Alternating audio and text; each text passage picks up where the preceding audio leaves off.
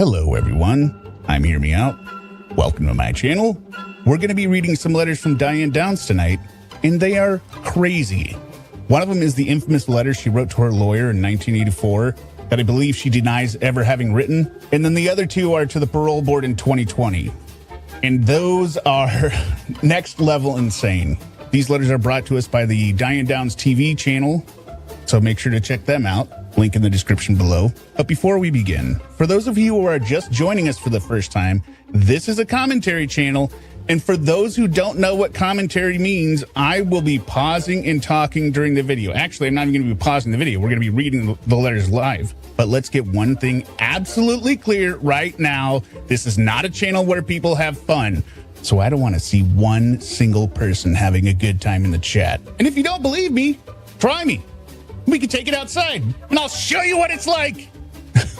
I am going to be joined by my co-host tonight, so it's not just going to be me reading and commenting on a letter myself. But on the other hand, if you do enjoy what you see here, consider subscribing so you don't miss out on any of the fun. So you can join us on all the different subjects we talk about, such as Diane Downs, Sarah Boone, Lauren Armstrong, and many others. The links for those playlists are in the description of this video below. So hello to everyone who's here in the live chat with us. Hello to the replay crew. Please remember to hit that like button so we can avoid all unnecessary situations and so I can keep my cat. All right, let's go.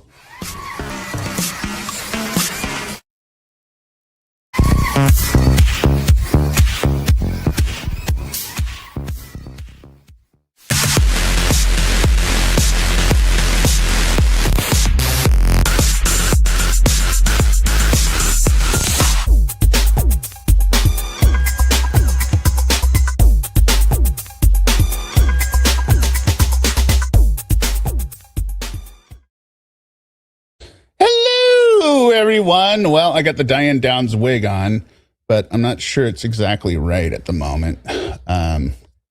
Feels very heavy on this side. Let me just try this one more time. Let me bring up my co-host while I'm doing this. Tarek and Suma. I was combining the names there. Hello again. Good, and you? Why don't you guys talk about each other? You guys have both read these letters. Just give us your first impressions. They're batshit insane. Oh yeah, yes, yeah. That reminds me. Yes, I have, and ditto. There's not much else to say. No. Besides, you can't believe how insane they are, and you can't remember how insane they are because they're so insane. Right. It doesn't stick in your mind. No, her like train of thinking. Yeah. There's magazine cutouts, and it's like conspiracy theory with tinfoil hats. I don't know how she does it. It's incredible. It really is incredible. Yeah. And it's distinctive. She has a very distinctive voice. She does. Oh. And handwriting. Look at you. All right. So here was the surprise. Originally, I always thought when I would be doing this with the Diane Downs haircut that my wife would be here to help me. I bought some black mascara because she's always got that thick mascara on her face that's like jail charcoal or something. I've never used this before. How hard would this be for me, a first-time user, to apply this? It's impossible for me to say because it's like me asking you how hard it would be for a first-time drummer to drum. Well, I mean, you'd probably... Yeah. Oh yeah, that looks great. That's fantastic. It's basically me getting ready every day. That's what it looks like. Yeah. Okay. Listen, a little bit of blush never killed anybody. Never killed anyone. It's like I'm putting on lipstick with a paint roller here. Yeah, it's like. I mean, it's. You look.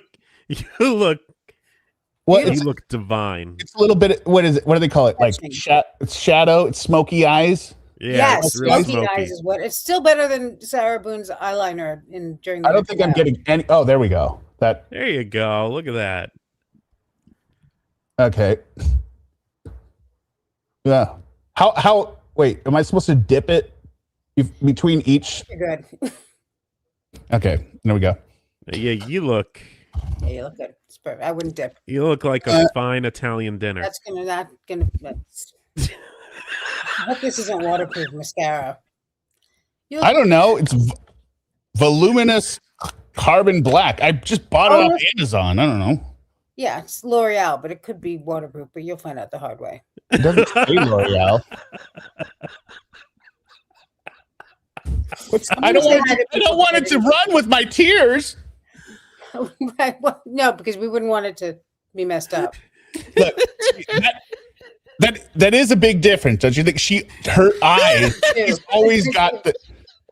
We're in a weird area here. You're fantastic. Jesus, I can't get Hi, Winter Lake. Out of my eyes. Okay. Hi, Detective. You practically shoved that thing Hi, in your Redfield Girl. Hey, Claire Winston. Hi, Yolanda. All right. Best luck washing that off. I'm sure my wife has some makeup remover. Yeah, I'm sure It'll be going to be an interesting conversation when I text her. She's away for the weekend with my son. They're on a band thing. So you can just. I can walk you through it if it comes down to it. Hi, not intentional. It'd be an interesting text for her to get. Hey, where's the makeup remover? Yeah, she will ask no questions. Thinks I'm going out and like dressing up as like a transvestite or something when she's out of town. Hey, where's the makeup remover? Yeah, I see that. Okay, so I figured we'd read the letter to the lawyer first, or do you want to start with the parole board letters? Hi, Horrific Heirlooms. Hi, Bubba. Hi, Jackie. Let's do the lawyer first. That one's not as fun. That one's from 1984, right? Yeah. Let's do the lawyer first. Okay, here we go. And swap this here. Hide this current comment, and then I got the music in the background because she's good. Now I'm gonna start playing it, but if it causes my mic to cut out, let me know so I can. We'll just have to ditch the background volume at that point. Or background music at that point. So if you remember correctly, this is the letter that she wrote to her lawyer confessing a different story, and that the parole board keeps asking her about, and she keeps going, I never said that letter. I never did that. But very clearly is in her handwriting. Yes, HearMeowt is a very handsome woman. Yes, a lot like Diane Downs is also a very handsome woman. Oh, I wanted a different. 1 second. We get this as well. Okay, here we go. November 7th, 1984. Sorry, it's not doing the alt tab thing for me. It's moved over here.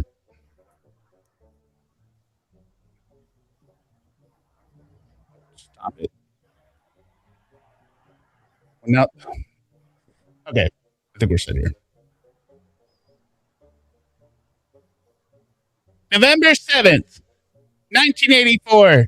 Dear Jim, I'm not really sure how to start this letter, but I guess the best way to make an apology is to say, I'm sorry. Now, you're probably wondering what this is all about. And when you are through reading, you'll probably drop this letter and say, damn you, Diane. Or she'd say it like this. She'd be like, damn you, Diane, with a smile. She's smiling. Yeah. Have this. Like you have so many times before.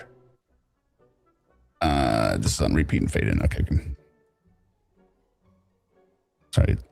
Is it loud? Is the music loud for everyone else? It's very loud for me. I can barely hear it. Okay. How about now? Now, yes. Okay. Now I can hear it.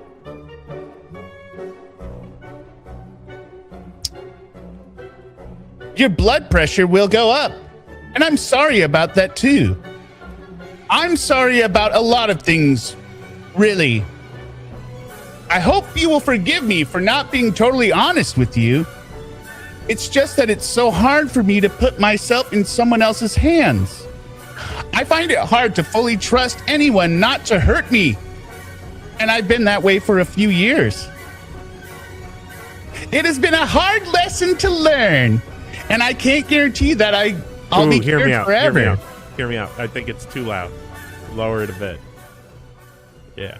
Lower. There we go. Better. Okay. I think that's better.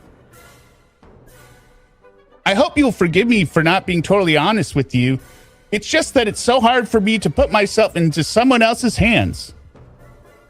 It's hard to... Still too loud? Yeah, people are saying no music. All right. Fine.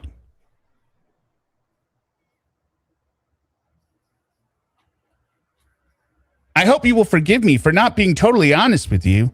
It's just that it's so hard for me to put myself in someone else's hands.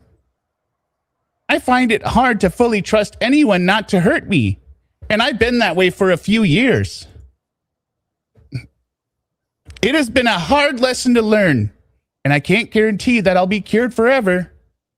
But I know now that I should have placed this whole problem in your hands and let you deal with it. You think your lawyer probably should have been upfront and honest with your lawyer at this point, but I was afraid. Silly, maybe. But I was afraid you would lose respect for me and illegible me. Hate me? Probably.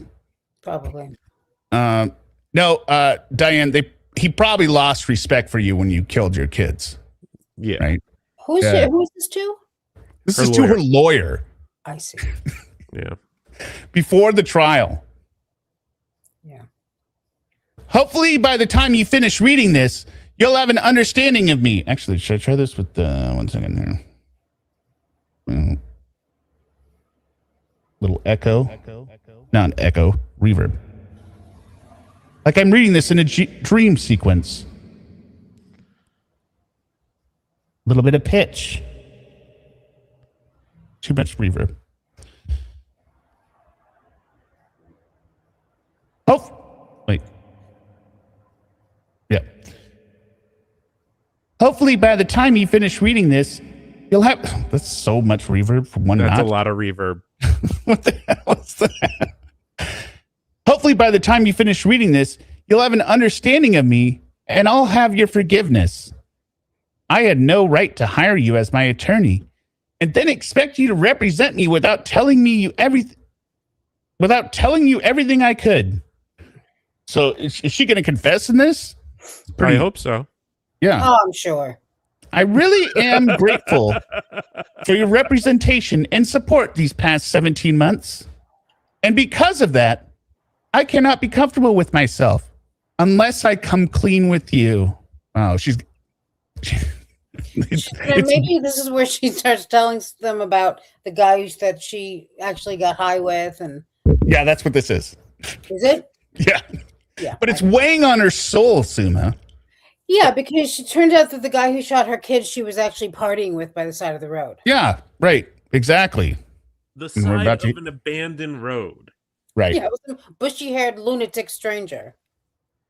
Which, I do sometimes. I mean, whatever. I'm not going to... I'm not one to judge for that. Different strokes for different folks, Exactly. Hear Me Out spends his Saturdays stabbing his eye with mascara and wearing a... I think I did a pretty damn good job for my first and last time. You look handsome. You do. Handsome. I could be lining up as a defensive linebacker, but well, it's macho. Again, I'm sorry for thinking I had to handle things myself. I forgot she's kind of like a southern accent. I should have been eligible for once in my life and let someone else talk ineligible for a while. Please understand and forgive. This letter may get lengthy, but please bear with me. I have a lot of conscience to relieve. Perhaps it's best to start with the night of the shooting. Yeah, how about it? No. When's she going to start? She going to tell us how long her mother was in labor for? See, back in the second grade, when I received my... Yeah, your lawyer probably only cares about starting with the night of the shooting. When should we start this? Can you imagine being her lawyer and getting this and be like, oh my God. Oh my God. How did I get stuck with this woman? Oops. Perhaps it's best to start with the night of the shooting. I wasn't totally honest because I was afraid of what else would happen to me at the hands of the police. Oh. I had marijuana in my car when I stopped on Old Mohawk Road, and I was afraid if I told the whole truth, I would lose my job with the post office because of the drug charge, and I couldn't afford that. So I guess marijuana. I guess she figured being indicted for murder of her children, that's less of a road bump to get over. She doesn't want to lose that post office job. She's still in point. No, she's arrested, isn't she? Well, she didn't murder them, so she wasn't worried about that. Yeah, no. Well, I was always going to get. She was arrested by this point. Yeah. No, I know, but she wasn't. But she still knew. She always knew, and to this day, she knows that she didn't do it. So. Right, but the point is, she probably isn't being paid by the post office at this point. I don't know. It's a government job, but yeah. She doesn't want to be labeled as a drug user. Right. Absolutely not. I personally would never touch marijuana. No, I mean, me neither. And if I had a choice between, I certainly wouldn't be concerned about the fact that I stopped by the side of some abandoned road with some stranger to party with some guy who shot my kids. I would be more concerned about the marijuana than me. Yeah, call me a child killer, but don't call me a reefer head. Call me a roadside hooker, but on the marijuana. Oops. That's the wrong button. So I told as much of the truth as I could without saying the things that would make me look like a creep. I also hoped that by eliminating certain facts that the police could not find out that I had rather loose morals. I did not want people I respected to think poorly of me. Diane, you fucked anything with two legs. Yeah, and a set of balls. And even then, I don't think the balls were necessary. This is almost like Sodom and Gomorrah. Find me 10 good men. Find me 10 people. Find me 10 people, Diane, that think you don't have loose morals. See, that's how you get into my heart, is with either classics or ancient.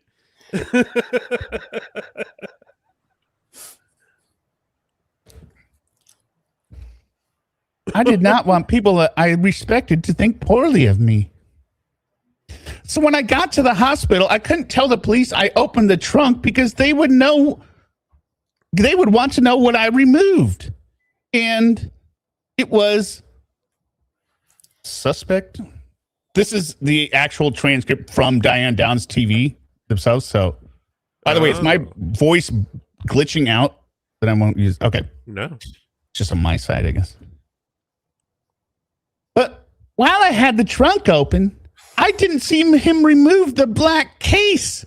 Yes, the black case with Steve's gun in it.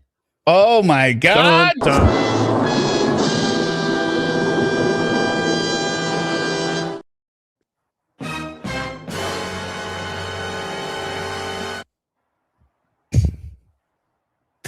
Already, this story is stupid. Because she didn't explain in this story yet that she pulled over to smoke with this guy. This guy has just suddenly appeared. Yes. Right, in this story. She has loose morals, and the guy has appeared, and he now has taken the gun.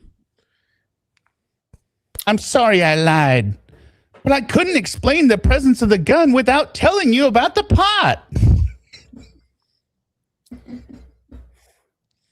The last thing you want to do is tell your lawyer that you're on charge for murder with about the pot. Yeah. This is like her saying she did all of this to hide the fact that one of her headlights wasn't working. Yes. Yeah. You know? No, this is like this is actually, it's like Lauren. Infraction. Lauren saying I'd never got in trouble before this, other than the OWI, where you were just arrested on a house, national TV. Yeah, for trying to have sex with a minor, Lauren. So doesn't make it any better. So while I think it is very possible that an officer can make one mistake in an effort to trap a criminal, I don't think that it happened this time. What? What the hell does that mean? An officer can make a mistake in an effort to trap a criminal. Who? Aren't you the one that was trapped? What was the mistake? Well, that she's not really a criminal. Oh, God. I don't know how many times I have to explain this to you. Well, I mean, her problem is she's continually telling everyone these stories, right? That she's leaving out important details in the story because it doesn't make sense. Like this story, like the parts that are missing in this story don't fit in a different story, right? I mean, there's the guy that was on the side of the road that you smoked weed with, but then you didn't mention the weed, but you hadn't mentioned the guy either, because you said it was a bushy-haired stranger. You know what I mean? It just doesn't make it. Okay. It just all seems so harmless in the beginning, Jim. The kids and I were coming back from Heather's with the horse coupon. Yeah. And when we turned around at the north side of Sunderman Road, a guy started playing, quote, catch up with me. What? This must be the guy that smokes marijuana. Like, you probably should have introduced this earlier in the story. And specify who this guy is, you know. Yeah. Well, he's just a big guy that likes to smoke weed and smoke kids with Steve's gun. Right. I was driving slower than most people do, so he passed me. Then he pulled up in front of me and slowed down. So I passed him. It was a game. Just a flirt. Then I figured he probably had a penis, so I ran him off the road to get that.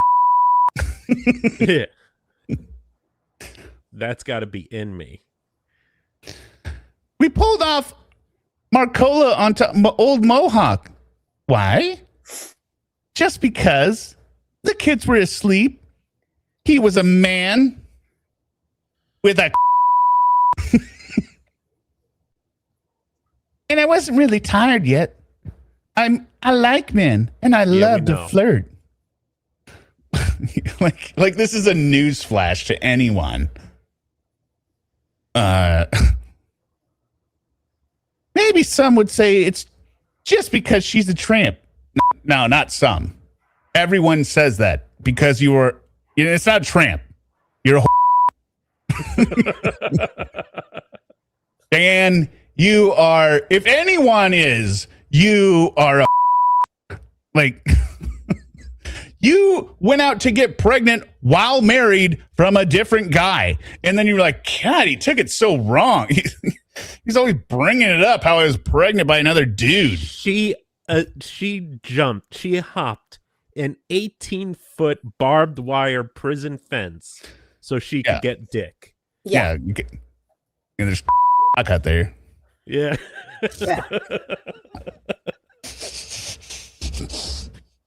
I smell it. I wouldn't mind being incarcerated so much if there wasn't all that dick out there. Yeah. And then, I was going to go to California and catch the real killer, but then, there was a so I figured just hang out in the house. I mean, And it wasn't just any it was married. That's the best kind. The best kind to Diane. Exactly. I mean, her favorite flavor. Anyway, I pulled over on Old Mohawk and he stopped behind me. When I got out of the car, I checked the kids and they were all asleep. I did take the keys out of the ignition, hang on my finger. We talked for a couple minutes and I looked at the kids. They were still asleep. He asked if I had any, quote, smoke. And he even thought and even thought he wasn't exactly my kind of guy. Even though he wasn't exactly my kind of guy. Oh, sorry. Thank you. He asked if I had any smoke. And even though he wasn't my kind of guy, I figured it would be better to placate him rather than offend him. So I got down on my knees and I and that wasn't working. So I off for like 20 minutes. Because there was a there, right? What else could you do? Is this extra? Like this could be like an 80s thing. If I had any smoke, was smoke a slang term for weed? Not that I remember. I mean, so. Smoke up. Smoke up, but what else would it be? He asked if I had any smoke. I mean, I would take. It would seem like a very stupid. Yeah, it would seem like a very stupid nickname because it could be easily confused with smokes. I feel like. Oh wait, people are saying yes. Yeah, I mean, I'm sure it was. What else would it be? But no. Okay, so it was. Okay, so smoke was a nickname for weed, I guess. Maybe. All right. All right. We learn something new every day.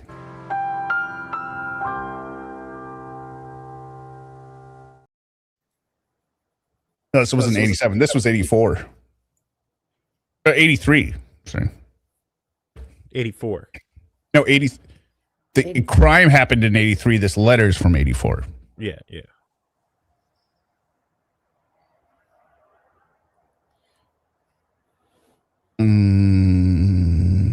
So I opened the trunk and removed the bag. I had to dig under a couple of things to get it, and I did not see him remove anything from the trunk. When I straightened up and closed the trunk, I saw he had the gun in his hand. I don't recall our conversation verbatim, but we, quote, discussed the reason he had taken the gun.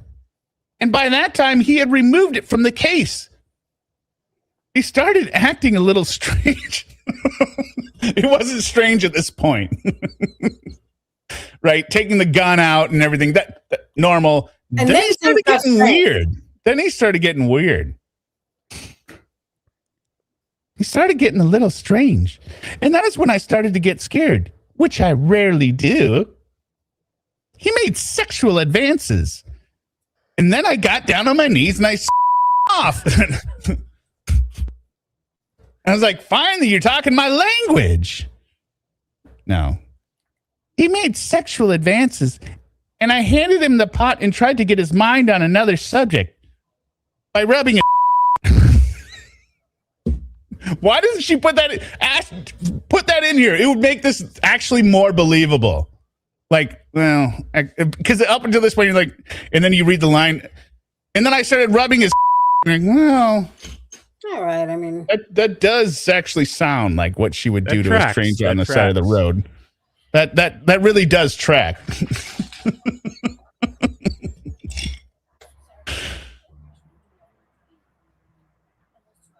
Honestly, Jim, all I did was try to discourage his advances. Okay, bullshit. Now you just lost us again.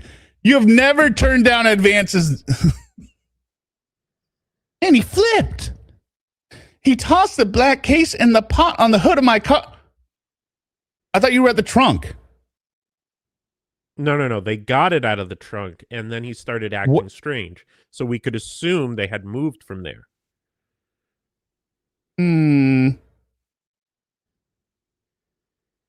No. It's bad narration.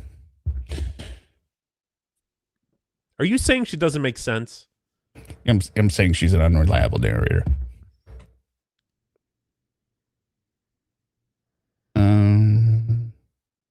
He tossed the black case and the pot on the hood of my car and grabbed my left arm. Couldn't tie my shoes for a damn month. It made me mad and scared at the same time. So I pulled my arm free and said, no. That is when he went to open the door of my car.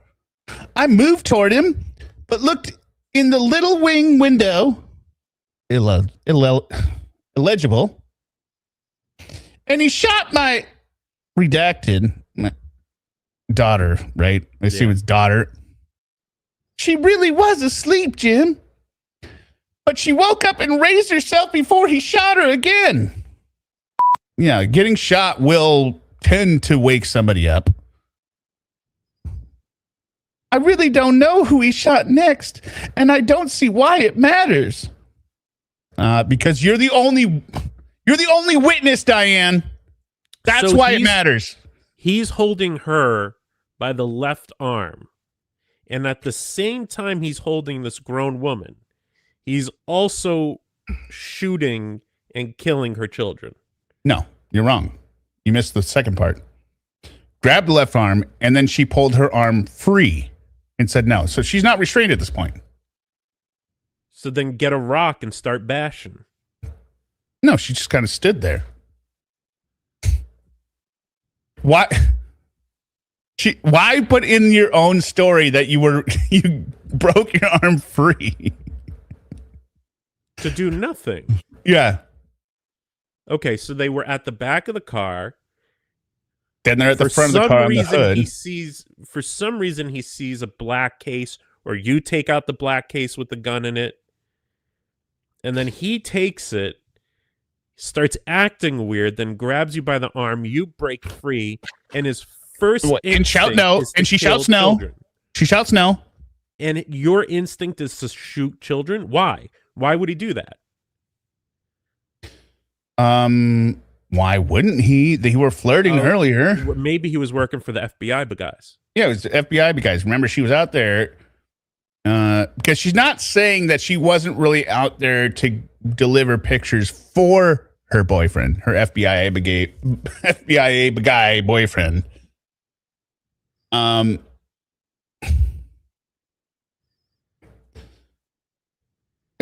This line though, I really don't see who he shot. I really don't know who he shot next, and I don't see why it matters. That's very reminiscent of the Knickerbocker tapes for me. Like, what is the obsession with this damn gun? Why is everyone so obsessed with this damn gun? I just listened to that again like 2 days ago. What? Do you know something I don't know, Nick? Well, damn, Diane. It's the same caliber gun as the killer. Why don't you know? You're muted, Suma. You can hear the ice in his drink. Yeah. Just clink, clink, clink. Yeah. God damn, Diane. It's the same caliber gun as the one that shot your kids. Of course they want to know where it is. I just don't get it. What's going on, Nick? I want to know about that damn gun. What is the big deal with this? What is the obsession with this gun? Oh, shit, Diane. Nick just seems like he would be a cool dude to just sit down and have a smoke or a drink with. Yeah, I like him. Seems like he would be a cool dude. The ding dang gun. Well, gee Willikers. I just don't know. Do you know something I don't know?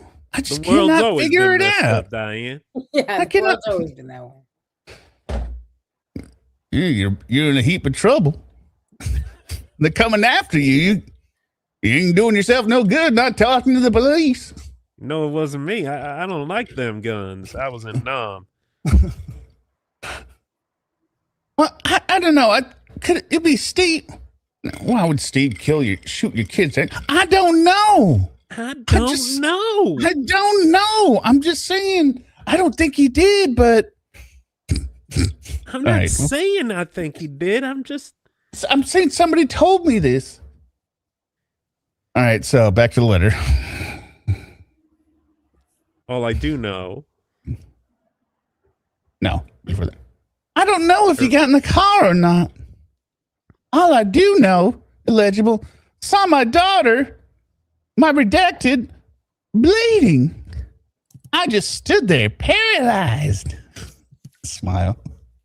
You can see the blood coming out of her teeth. And the blood was coming out of her mouth. Blood out of her mouth. Redacted. And I am empathetic. Empathetic? Empathetic, yeah. Yeah. I mean, it sounds ridiculous coming from her, but No, in this sentence, blank and I are empathetic. Which she's Who's- trying to say she feels all the pain that Cheryl feels. yeah. So Cheryl and I are empathetic. What is it? Meaning they both can feel each other's pain. Mm-hmm. Isn't that empathic? You're an empath. It comes from the same word, path and M. But empathetic means you feel sorry for somebody. Why would there need to be two people in this sentence? Pain or feelings. No, well, I guess I'm confused. Like, it would just be I'm empathetic. Yes, she should not have said her daughter's name. I think that's what's throwing you off. Yeah, and there's no reason to announce that you're empathetic because most people would assume you are. So when you say no, I disagree because she's saying she might as well have gotten shot because she shares that pain so strongly. It was like the FBI guy shot her. No, that's just being a mother. That's just being a normal mother. That's just being a normal mother. She's talking about it like it's. Know that. I know. Yeah, she's trying to say they have a spiritual bond, as PK Vale said. Yeah, but that's not. Dor wants to know why there are two Sumas above ex Derek. There are what? Oh, yeah. Okay. She's saying we're twins. Sima. Tomorrow. Yeah, I'm gonna do a let's get ready tomorrow, just in case anyone wants to know. Get ready with me. We'll do it. One of those WMs or whatever. Like odd twist of fate. HearMeowt becomes a makeup guru YouTuber. Yeah. Here's my outfit of the day. Right. We're just gonna do a little accent here. I mean, I got to see that group of subscribers. That's going to be one kinky group of bears right there. I'll tell you what. Yeah, exactly.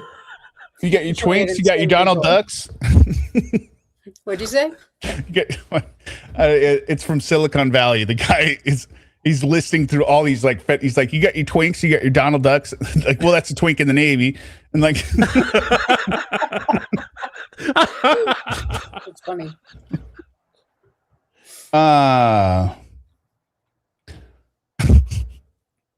I really don't think my makeup looks that much worse than Diane Downs, though. It really doesn't. No, it doesn't. That's the sad part. You look better than her, but I mean, I should hope so,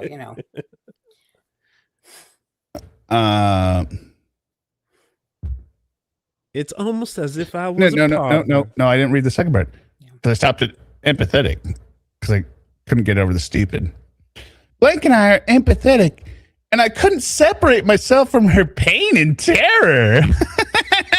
So much blood. It's almost as if I was a part of her. No, you're her mother. She's a part of you. Animal. Now you'll probably sit back and say, "Yep, Diane's a real crazy." End quote. But if you illegible, it's only because you've never loved anyone or tied your life up in anyone as much as I did with my kids. It's hard for me to explain how much I love my kids and need them.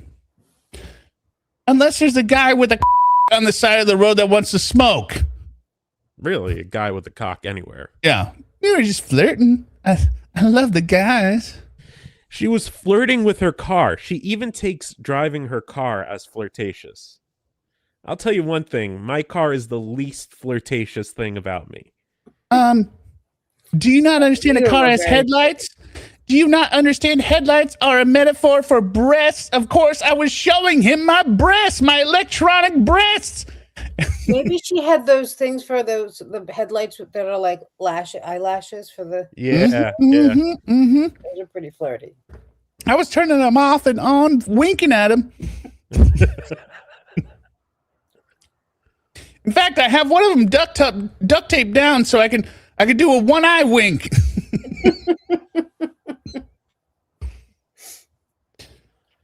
It's hard for me to explain how much I love my kids and need them. Well, did you say on national TV that kids are so great because you can always have more. So kind of goes against that, Diane. Love seems like such an inadequate word. Perhaps if you ever want to talk to me again, I could try to explain it. So is this after the trial then? I believe it is. Okay. November 7th. Yeah, this is after the trial. So, I think she was convicted mid-year.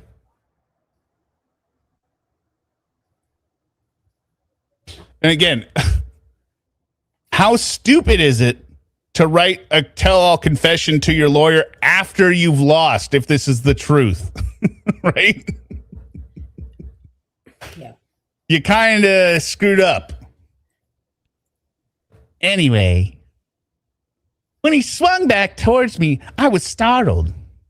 The gun hit my right hand, and the keys did jingle. But he didn't ask for the car. What? Diane.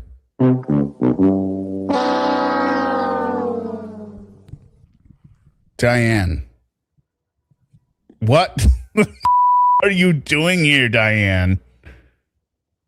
You've removed the carjacking theory now?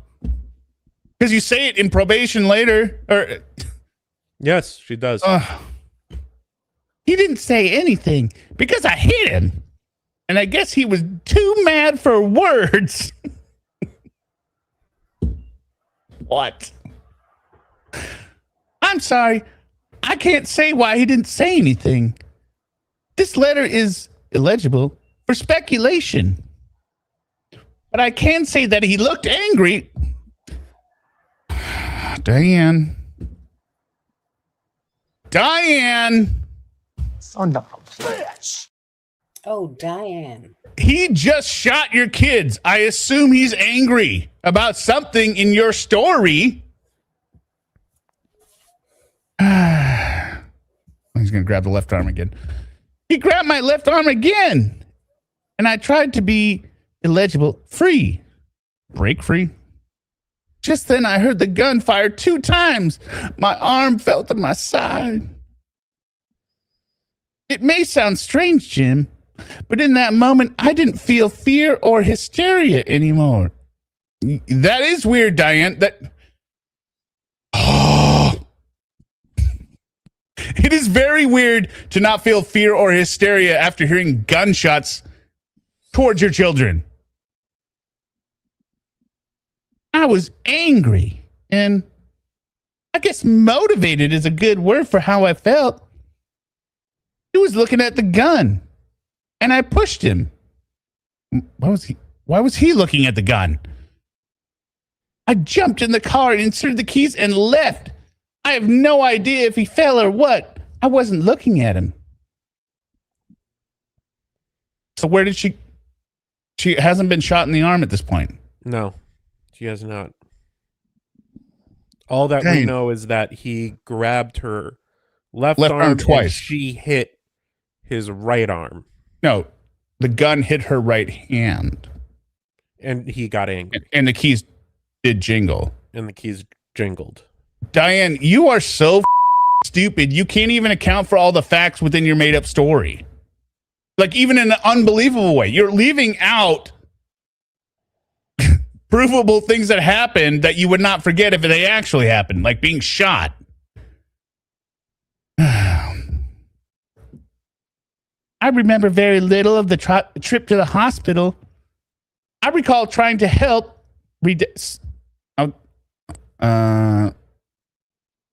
one of the kids. Yeah. Cheryl. There's got to be Cheryl, right? Or Christie. I think it could have been any of the... well, probably not Danny. Probably Cheryl or Christie. I recall trying to... I recall trying to help Cheryl and hearing Cheryl cry and telling Christie to wake up. Or that's probably got that backwards, actually. I remember blood and odors in a white fence. Oops. I recall opening the window and then turning into 97.3 to hear The Jack is back. Here's hungry, Like the wolf. And I stuck my head out the window and my hair was flowing free. As she's driving 6 miles an hour. Driving 5 miles. Well, you don't understand. Eric, I was extremely high at this point. Yeah. But the rest is black. Hungry like a wolf. I'm sorry I don't recall much more. Or maybe I'm glad I don't recall much more. At any rate, my memory is gone. How convenient. No. Actually, as I am innocent, I would say that's decidedly inconvenient. Kids are the lucky ones. That's a quote from the Shawshank Redemption. So, as I am innocent of this crime, I would say that is decidedly inconvenient for me that the gun was not found. Mm. At the hospital, I can't say I was very rational. Perhaps I looked cool, calm, and collected to everyone. No, you look Page crazy. runs off scanner. Who knows me or know me? Who, it probably says, who don't know me. Right? My kids needed help in a way I could not help. Where's the pull up? I pulled up and was screaming, get the doctor, get the doctor. Somebody shot us. Is there a doctor in this hospital? I'm like, oh, do we treat kids with gunshot wounds? I don't know. No, that's St. Mary's down the road. We don't treat kids in gunshot wounds here. Sorry. Side tangent here. Second. I like the quesarito from Taco Bell. It's a quesadilla that wraps a burrito, right? Did you see the guy on Instagram? No. Oh, okay. Continue. But for some reason, my local Taco Bell rarely is able to do the quesarito and then sometimes can do the volcano Rita or something. And I'm like, what the hell's the difference? So I'm wondering, are they being sent like quesadilla wrap things? The way I took it from the commercial, they're making the quesadilla and then they're making the burrito inside and wrapped around. It's very confusing. What's happening? No, I'm saying. No, I'm glad you brought this up because really that's what I don't know anything about Taco Bell. So no. We're talking about, whether the hospital serves them or not. You got to go down the street. They treat kids down there, right? I don't get why this Taco Bell can't do a quesarito and they can only do a volcano Rita or the other one. I don't get it. It's only different in sauce. Probably because God hates you. Same reason that bad things happen to me. Yeah. Really is. Not all Taco Bell is the same. The quesarito is really good. Right, and there was a dude on Instagram.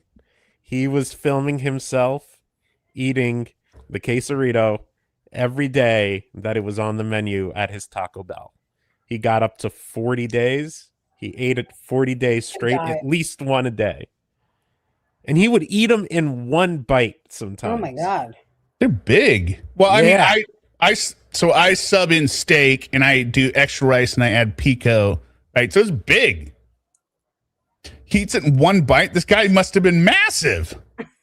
Maybe he just had a really big mouth. What's his face? The famous hot dog eating guy. Is that him? Chestnut. No. Joey Chestnut was impressed by his quesarito eating abilities. Well, so he gets lucky enough to live around a Taco Bell that had it 40 days in a row. Something like that, yeah. One time. It was delicious. But that's because you couldn't get it again, right? Yeah, it hasn't been available since. Okay. Story of my life. My kids needed help in a way I could not help. She can't treat gunshot wounds. So I get them to the doctor. But it's hard for me to just turn my life over to someone else and let go. So I used all my strength to hold together so I would be ready when they needed me to help. Couldn't tie my shoes for a damn month.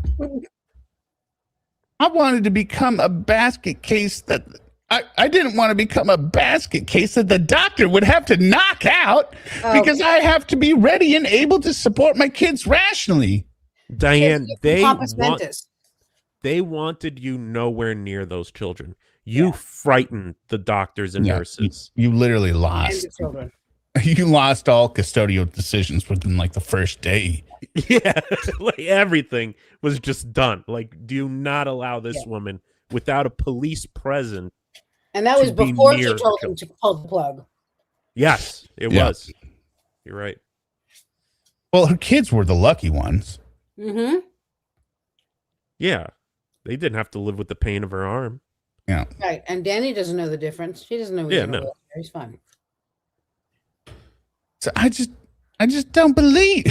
I don't believe that. I know Danny can walk. He's just, it's his foster parents are telling me he can't walk. His foster parents in medical science apparently. Goddamn Diane. He's just young enough where he won't even remember walking, so it won't make a difference to him. Yeah, all those fools at Johns Hopkins are saying he'll have to adjust. He doesn't remember walking. Hold on. How old was Nick Knickerbocker? Wasn't he like 30? I was doing a Diane impression there. Did you? No, I know, but okay. I was just going off a different tangent in my mind. And I was thinking, wasn't he only like 30 or 32 years old? Maybe, but doesn't he seem older? Yeah, no, that was the thing. He seemed like super like almost ageless. Like you can't really what's the name? Charles Bronson, like super like manly, like a manly man. We're gonna be hanging out with Nick Knickerbocker, and he's gonna be like, and I'll be like, yeah, that sounds cool, dude. Like what's up? And he's like, I don't gotta get more ice. Hold on. Dang it, Diane. Yeah. You boys, I'm actually 8 years younger than you.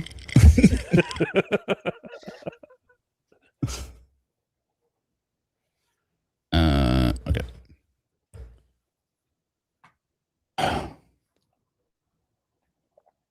Then, of course, there was the police force.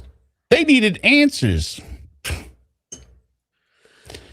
You didn't want answers, Diane? And I did tell them what I could. I couldn't tell them about my loose morals, which put us in a dangerous situation. Oh, my God. This is the same shit she's still saying 30 years later. I was... When she says, I'm a careless woman. Isn't that what she says? Like, I was a careless woman. They're free, or like she didn't think of anything. She had not a care in the world, right? Like, wasn't that what it was? Or reckless.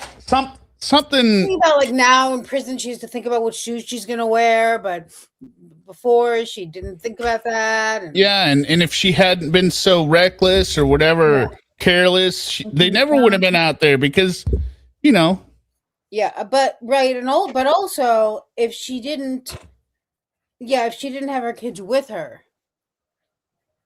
Right. No, she was reckless because she had her kids out there and was trying to, smoke out some, right? Yeah, but she also claimed that she had them with her because I don't know. Hey, Kellyapp. Hello, Kellyapp. Oh, Kellyapp. Rita has a question. Oh. Oh. No. Where is it? It's very hard for. It's not here yet. That was a premature, un poco prematuro. I'm sorry.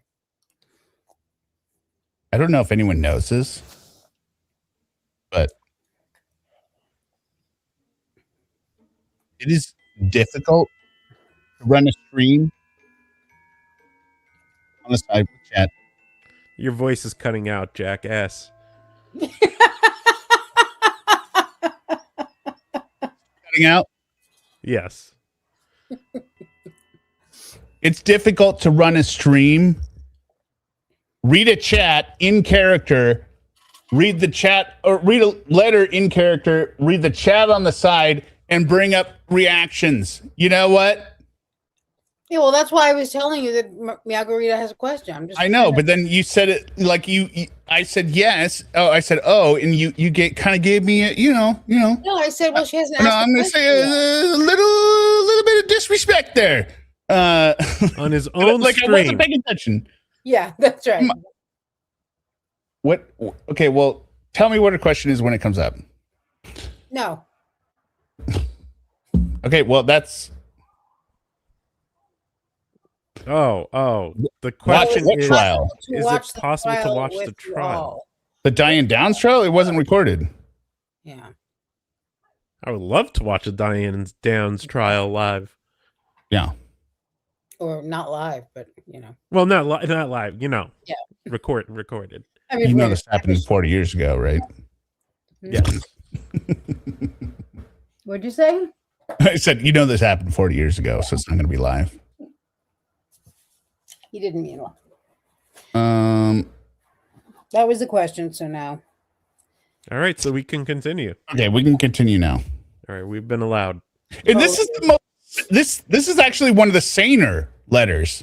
That's the crazy part. The next two are bat. They're much shorter, but they're batshit. Batshit crazy. Yeah. And I didn't mean to offend anyone in the show. Then, of course, I couldn't tell him about my loose morals, which put us in a dangerous situation, because I didn't want my parents and the hospital staff and the police to think I was a whore.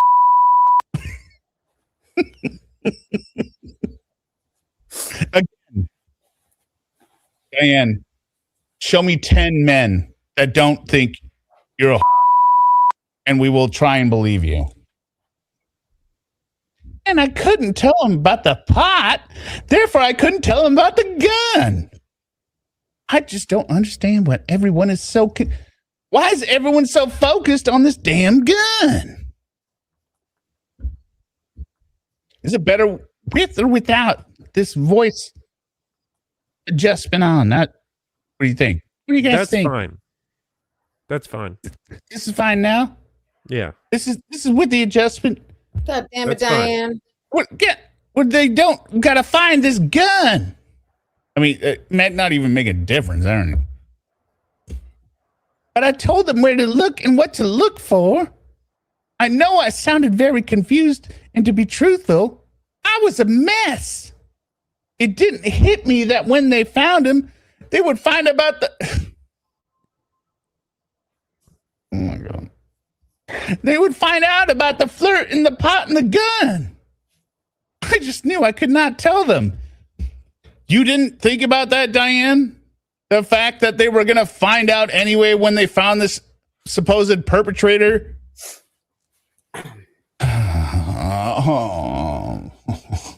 Even when she's saying she's stupid, it's stupid.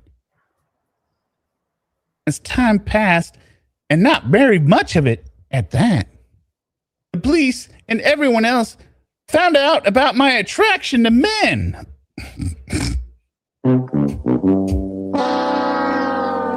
I never knew she was attracted to men. Yes.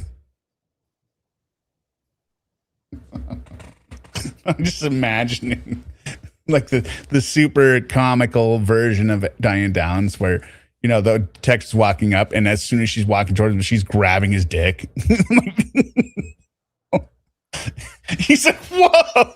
She's like, everyone in the office likes it when I grab the like, what? That's how I greet men. Damn, Diane. Like, or she's talking to the detectives in the hospital and they're like, we need to sit for you. And she's like, can you give me coffee? And they're like, oh, yeah, and then she's like, I'll suck your like she's just constantly Yeah. It's also she's so not sexual. Like there's nothing like sensual or sexy about her, right? Well, I think she was very clearly trying to go for the Princess Diane. Like It's not the look; it's the whole vibe. No. I'm not saying she's anywhere close to Princess. I'm saying that was she. She was striving for that. She was like, "Oh, Princess Diana has short hair. Like, I'll cut my hair short." But she doesn't realize, like, she's a grotesque monster that is Right, but I'm not talking about her looks even. I'm just saying that considering she was so sexually charged, she was not a very sexual seeming person. Like, No, she wasn't. there's nothing sexy about her, looks aside. Like, there's nothing. But why would her looks have? Oh, you mean she didn't dress provocatively? Like, No, I mean, she didn't act in a way that is sexual. But apparently in what are you talking about? She was screwing people all over. That's actual sex. Screwing. I don't think. Okay, so you're saying she's like, like surprised, jumping on their dick? I don't know. Well, I don't know, but I'm just saying that she's not very. She doesn't. I couldn't even I mean, I guess I could kind of imagine her flirting because I heard her phone calls with what's his name, but she just doesn't. She's not a very sexy person. She's not attractive. She's an aggressively sexual person. Maybe, the best way I could put it. She's very ugly and not attractive. This is like talking. You're going down the attractiveness route. We're talking about like sexuality. No, but you're talking about these. All we have are public videos. We have no idea what she said in private.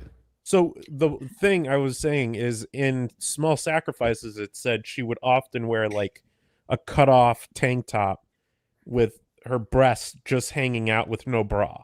And, working in the post office, lifting boxes. The nipples are half out or something? Yeah, the nips are already half out. A man was a woman, that kind of sexuality. And then, it's like at lunch, hey, you want to have lunch together? I'll suck your I think that's exactly, and when she went after Nick, it was Nick and another guy.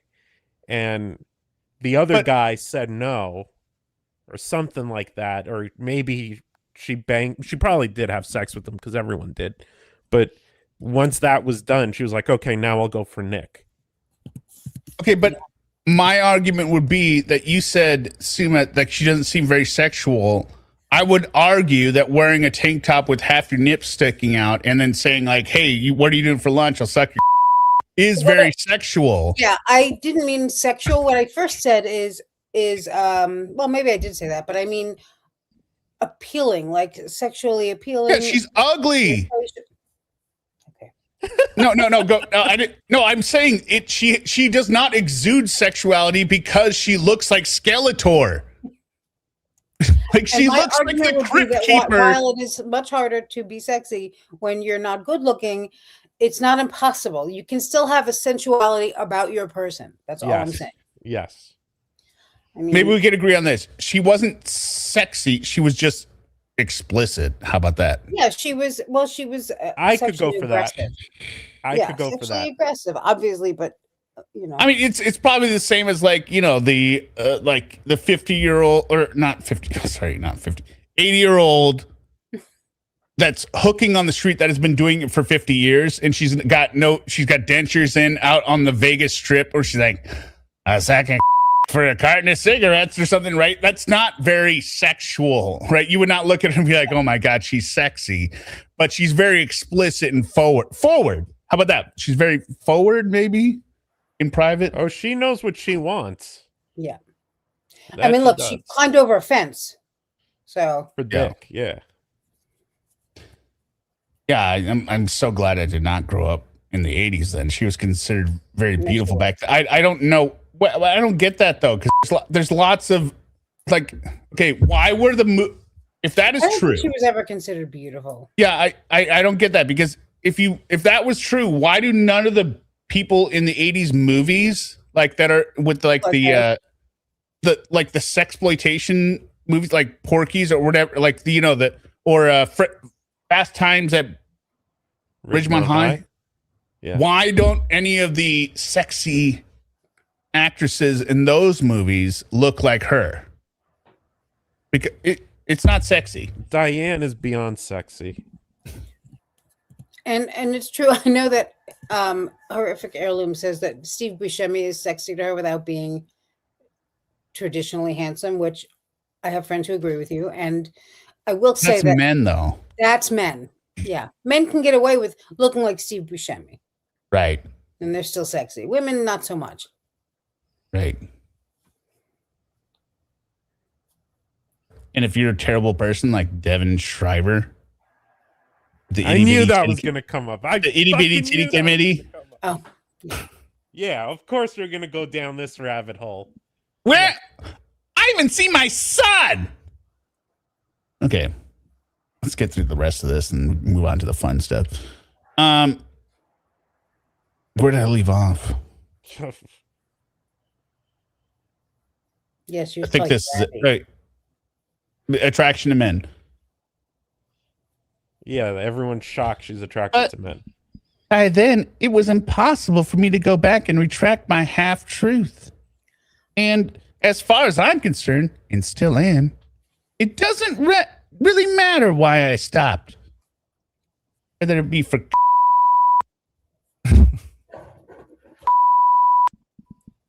or a monster, any of those three. So I didn't tell them the rest. Then everyone almost was saying that I was the one who shot my kids. Oh my God. What?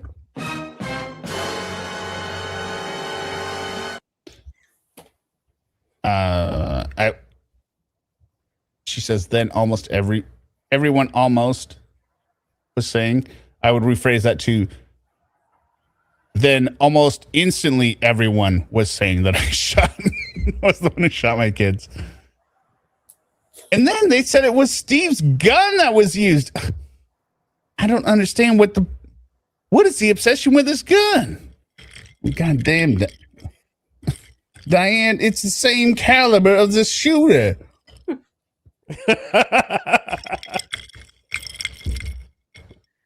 You told me you had it last week. You told me it was in the trunk. Before you moved up here, you had it. I don't know why everyone's so concerned about this gun. Therefore, that proved I was guilty. Yeah, you did.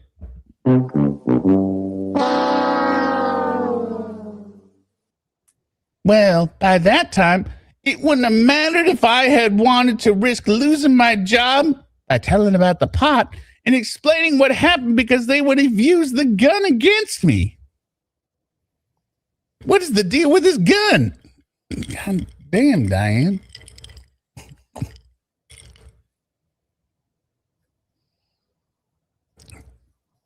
I was afraid, Jim. Afraid of what people would think of me. Ironic, isn't it? I didn't want everyone to know. I didn't want everyone to know I had loose morals. Didn't she say above that people assumed she had loose morals? No, she didn't want people to assume it.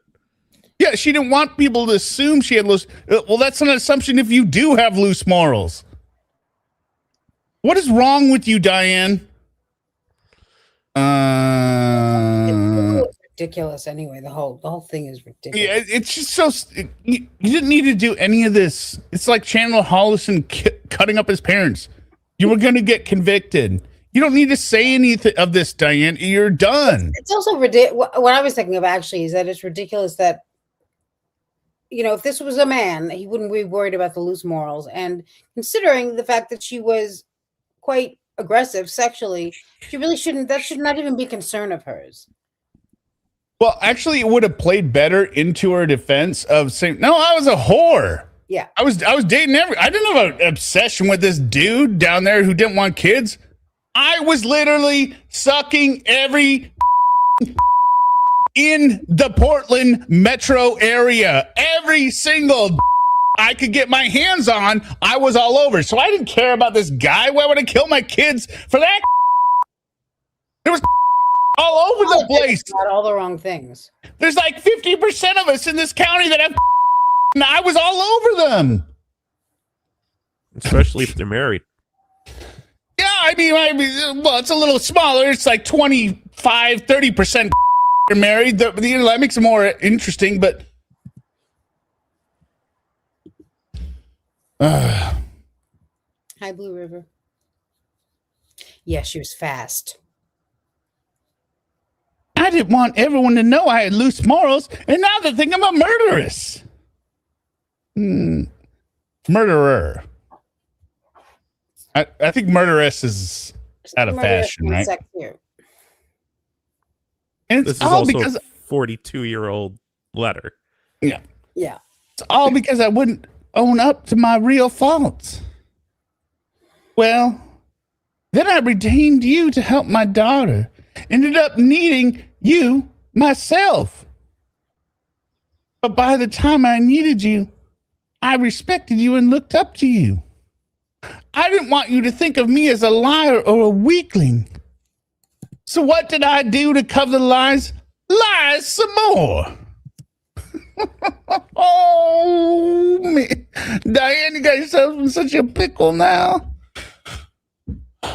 But I can't stand it anymore. You can only keep it up for so long before it becomes like a bile in your throat. Pretty sure Nice. bile, well, stomach bile, I guess. Whatever. Yeah, you could go up. I've gotten to the place that I can't even look at myself anymore. You proved yourself not only a good attorney, but a friend. And I can't escape the feeling that if I never confess the lies, then I have used you, and I can't live with that on my conscience forever. So here I am, asking you to forgive me for being a liar and a tramp. You're a very good actor tonight. I'm ashamed of myself, and I don't deserve it. Thank you, Sima. You're welcome. But I truly hope you can forgive me. And I just want you to know that anytime you come down to the jail, I'll suck your Yep. Yep. And if you can go ahead and into a little baggie for me and then hand me the little bag. Because that's the thing about kids. You can always have more kids. I'll suck your and put everything else behind. I know I told you many things, and I had all kinds of explanation for all kinds of things. And I'm sorry. And I wish I had never omitted a part about the truth. I wish. Well, it's all behind me now.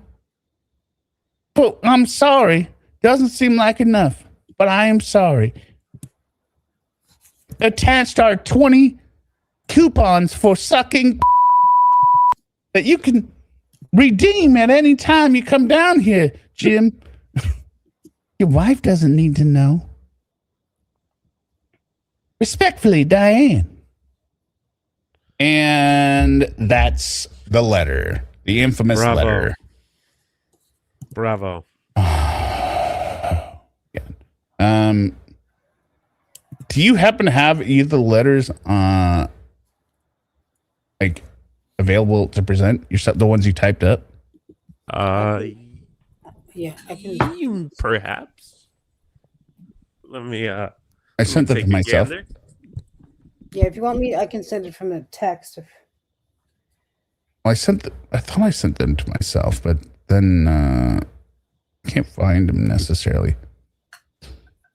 Hold on. All right. Well, in the meantime, I'll tell the Star Trek Nemesis story. The theater. Since Oh Jimmy's yeah, here. great. Yeah. Abby, it went well. I just had my teeth cleaned, but I do have to see a specialist to first root canal. That's not ideal, but at least I prolonged the horrors. Thank you for asking. We can curse, Winter Lake. Yeah, you can curse in the chat all you want. I don't give a shit. I did see that originally somebody was asking you. Yeah, because I wasn't active on my delete button. I apologized for it, and I figured it out. Is that what it was? I mean, I think it's interesting that this is where they choose to. Make a stand. Yeah, against foul language, like. Well, but I mean, like, I've been bleeping myself out. So I think the only thing I did in the last call before that was say bitch. Or sorry, say. Okay, let me get through the super chats here. Actually, Polynomial, $4.99 super chat. Happy thoughts for ex-Derek. 70-plus-year-old Sarah will never get so much as a failed parole hearing. Yeah, she won't. That also makes me kind of sad. I know what you mean. Sweets forever. Sweets forever. $5. Hey, Hunya, love you, guys. Gonna have to replay crew as I have a hot date. Oh. Be good. Sumi knows. I think Sweets Forever is an only child, but I missed it. She said it in the chat the other day, but I only saw it on the replay. Mallory Beavers, $9.99. I love y'all so much. I need these laughs. Well, thank you for the $9.99. Liz Mariposa. Maybe she's born with it. Maybe it's Myrtleene. Oh, that's very clever. Very clever. Pretend Judge, $1 super sticker. Thank you very much. Fletcher Boy, what the Hello Kitty? I step away from the other stream and return to find Tu Wong Fu. Hear me. Thank you very much, Fletcher Boy. Yeah, no, I am channeling my inner Diane Downs horrible mascara. Well, it's jail mascara, right? What? They got to be burning like tinfoil and they smoke crack on and then just wiping it on their eyes. Jordan Redmond, $9.99. Thanks for all the great content to Blunt Crew. Derek, have you figured it out yet? I don't know if you want me sharing my drive because that's a lot of dick pics of Lauren. No, all you have to do is share the document. You don't have to share all the dick pics. Just share the document. He's an all or nothing kind of guy. Oh my God. I can't get it to show just one thing.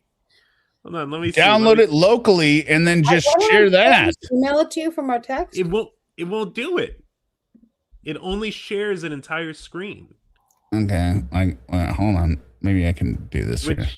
Which is, I mean, if people want to see Mr. Penis, who am I to stop them? But this is way more than you were probably bargaining for. Yeah, we don't need that. No, I think I've got them right here. Hang on.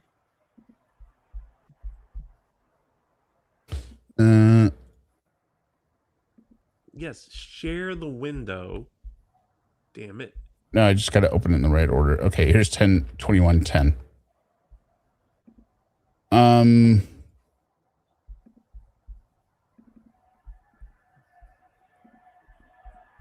Tell you what. Do you want to read this? So I'll read it. It's fine. All right. We're doing the 10. Oh, I have them in your handwriting. No, that's not the right one.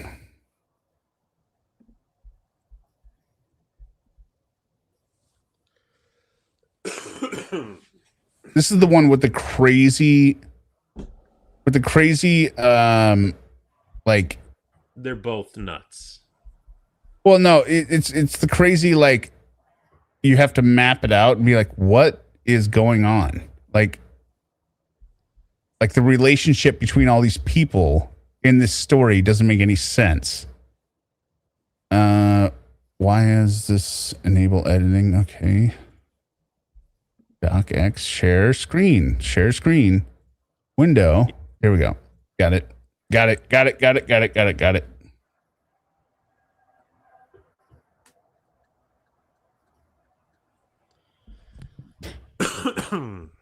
right. There you go.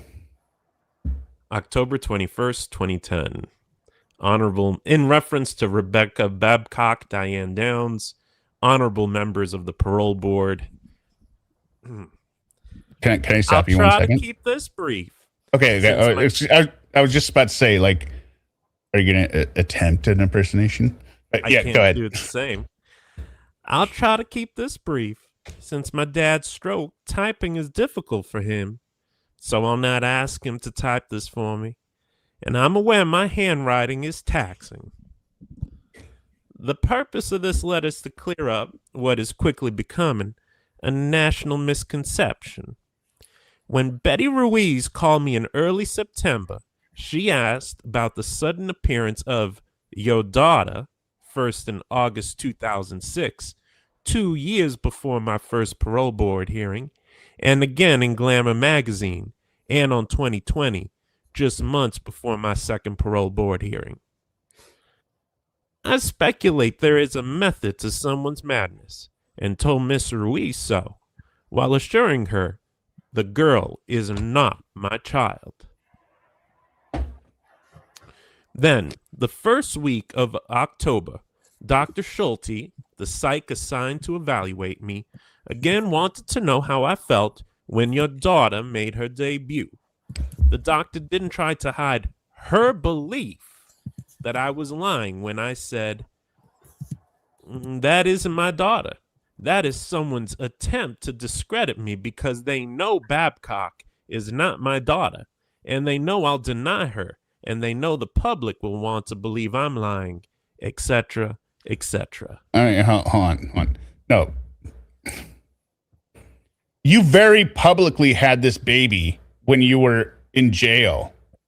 Like, it's very easy to prove that you gave birth to this baby. This baby went over to this foster family or whatever, right? And was renamed this other daughter, right? And I'm sure they showed that on 2020. And the public has no problem believing you are lying, Diane, because your entire MO is lying. Believing you're telling the truth would be tough. Yeah, exactly. Go ahead. But in truth, the scam goes deeper than that. The con artists are hoping I'll produce my real child, born June 27th, 1984, to prove Babcock isn't mine. When Rebecca, whose name means call out to battle, the ecclesiastic, first wrote, she asked me who her father was. I said we'd need to have our DNA tested first to make certain whether or not she was my child before I reveal the secret identity of Amy's father. I knew she was an imposter then.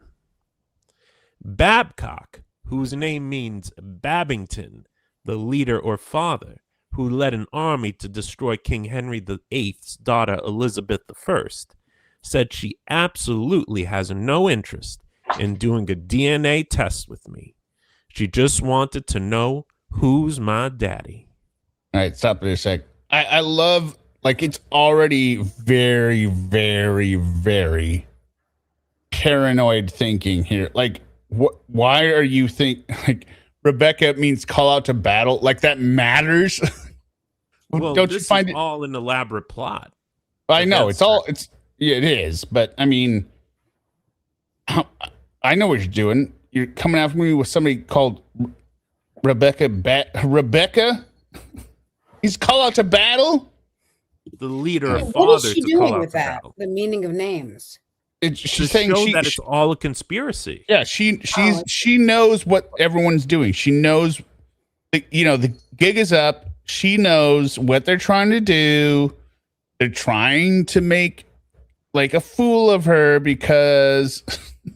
But she doesn't know what a bad look it is for her to be so nasty about someone who thinks that they might be her daughter. No, this is her proving her innocence. Okay. Oh. I made 4 offers, all of which were rejected by Rebecca Babcock, which leads me to speculate she knows she is not my child. Unfortunately, she isn't bright enough to realize the people who put her up to pretending to be Amy, don't care about her. And if they can't cash in on the farce one way, they'll do it another. Now, the other reason why she would turn down all your offers for a DNA test is because she knows you're her mother, right? That would be the other reason you would be like, no, I'm not going through any DNA bullshit. Tell me who my dad is. I also don't think that's what Rebecca means, but. And also, Diane didn't want a DNA test. Right, she didn't want to. There's no proof she requested it. Yeah. What do you mean Rebecca didn't want that? What are you talking about? Diane didn't want it. No, Sue Did I said say Rebecca Rebecca? didn't want that. No, No, I said I don't think that's what Rebecca means. I think it means like captivating or bound someone or something like that. oh, the meaning of the actual name. I don't think it's come to battle or call to battle. Well, I think It can mean whatever it wants might be in the her- Old Testament. I don't know. Her In lunatic the Old head. Testament, it means captivating or to be tethered to someone. Captivating or to be tethered. Okay, Something well, Which actually something kind of like works that. better. Yeah. I haven't studied the Torah. Wait, you just wait. Where did it go? Why did it go I down? don't know. Where did it go?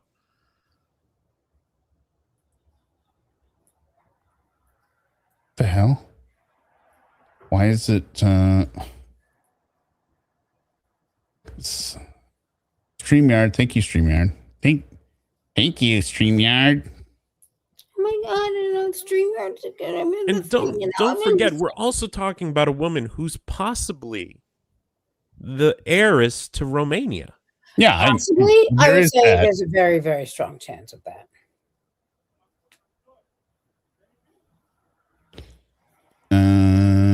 Yeah, okay, here we go. Go ahead. Thank you, Windy Wednesday. In January 2007, inmate Katrina Mulholland showed me the exact photo sent to me by Babcock in August 2006. Mulholland said that was her sister-in-law, who was divorcing her husband. That Dawn had 2 children with Jack Mulholland, and that, according to the embittered venomous diatribe, Katrina said Dawn would lose everything. I believe Babcock is also the pregnant girl who testified in the case of the state of California versus Pichelle and Perkins, Mulholland co-defendant.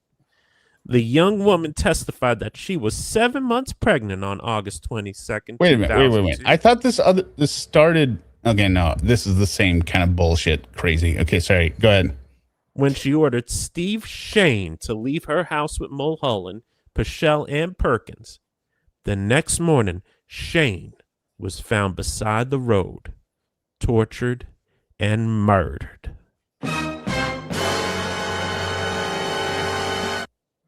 I mean, she just introduced so many characters at this Yes. point, right? We now have Rebecca, who's actually Dawn, who is the daughter-in-law, or sister-in-law, excuse me, of Mulholland, Katrina Mulholland, who just so happened, I thought it was so happened to have a court case against the state of California. No, I thought Katrina was the sister-in-law. Yes, to Dawn.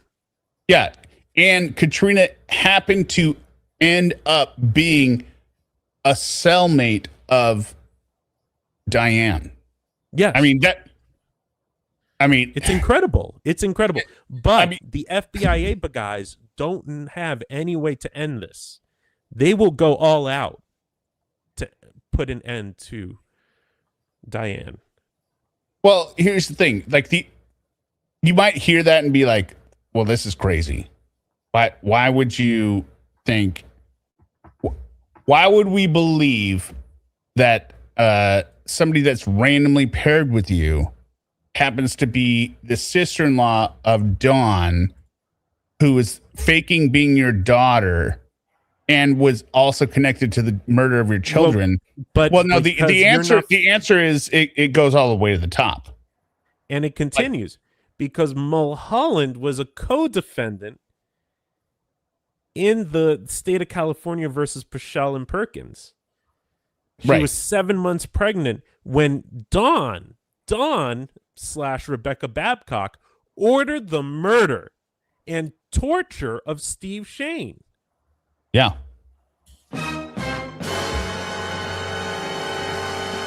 Story like that's gotta be true.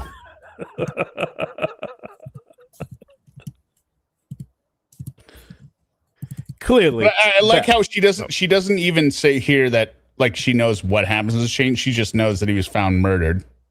I'm not saying that they did, but hey, I just think it's a little weird. He was found murdered. Clearly, Babcock doesn't think this will happen to her, too. But I fear it will. People made a lot of money, hundreds of millions of dollars, from my daughter's death and my imprisonment. How much more money would these people make if they could convince some silly girl to claim to be Diane Downs' daughter? Then, if they murder her son the way they murdered my daughter, and if they then frame Rebecca the way they framed me, that $200 million revenue would triple.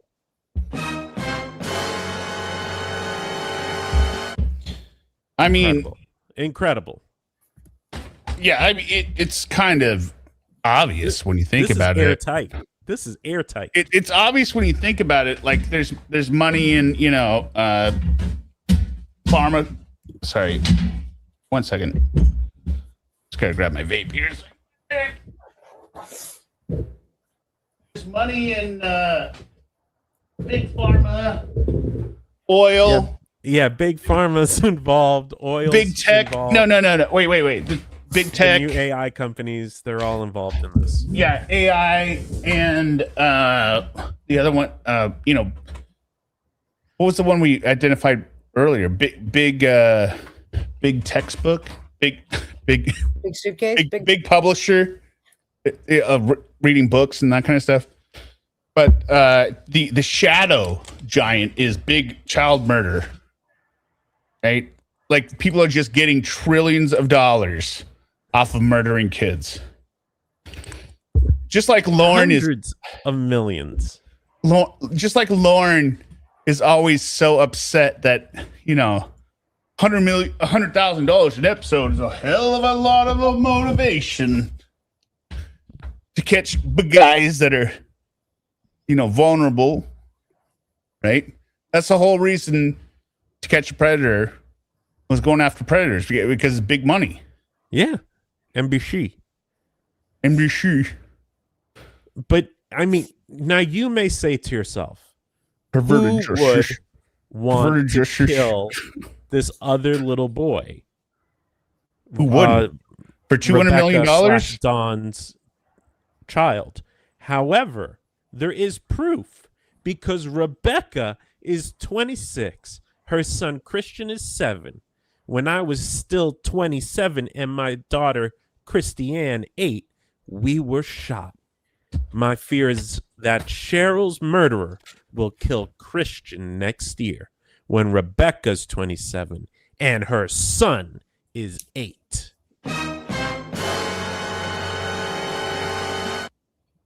You got rid of it again? No, it's fucking StreamYard, dude. It's not me stopping it. It just stops.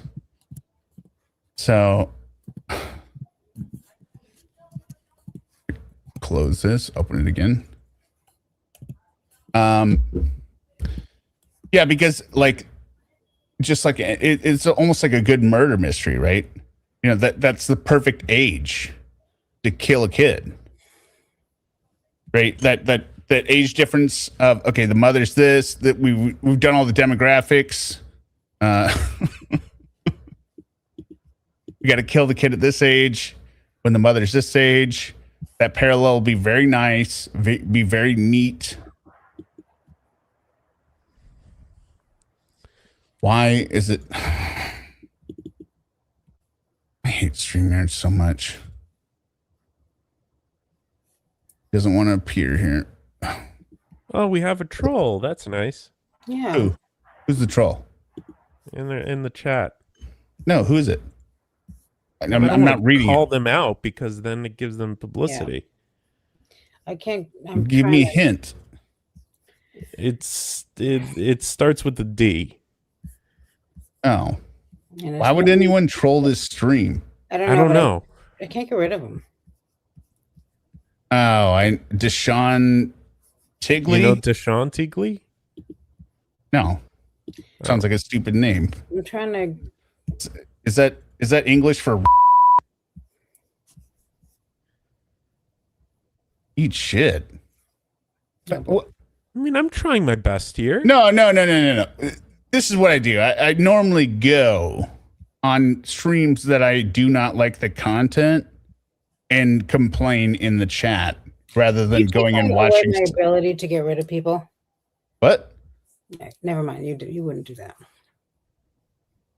No. I want to find. No, here's the thing. There's a reason they're here. That your boyfriend, Winter, Bob. So obviously, this is somebody that has an issue with Winter.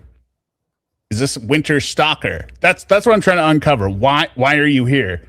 And so you think this is tied to Diane Downs? No, I think it's tied to Winter Lake. This guy is obsessed with Winter Lake, probably.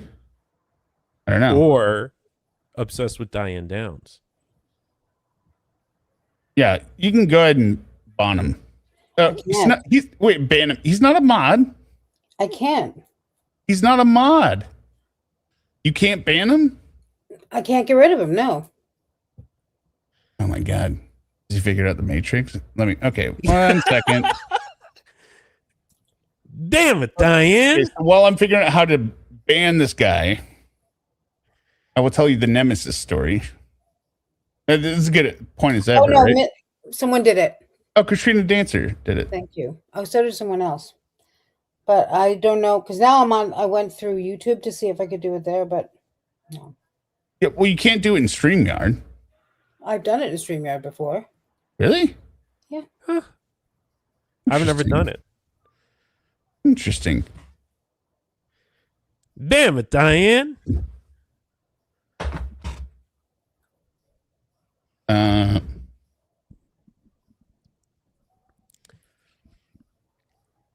We're almost done. Okay. Yeah.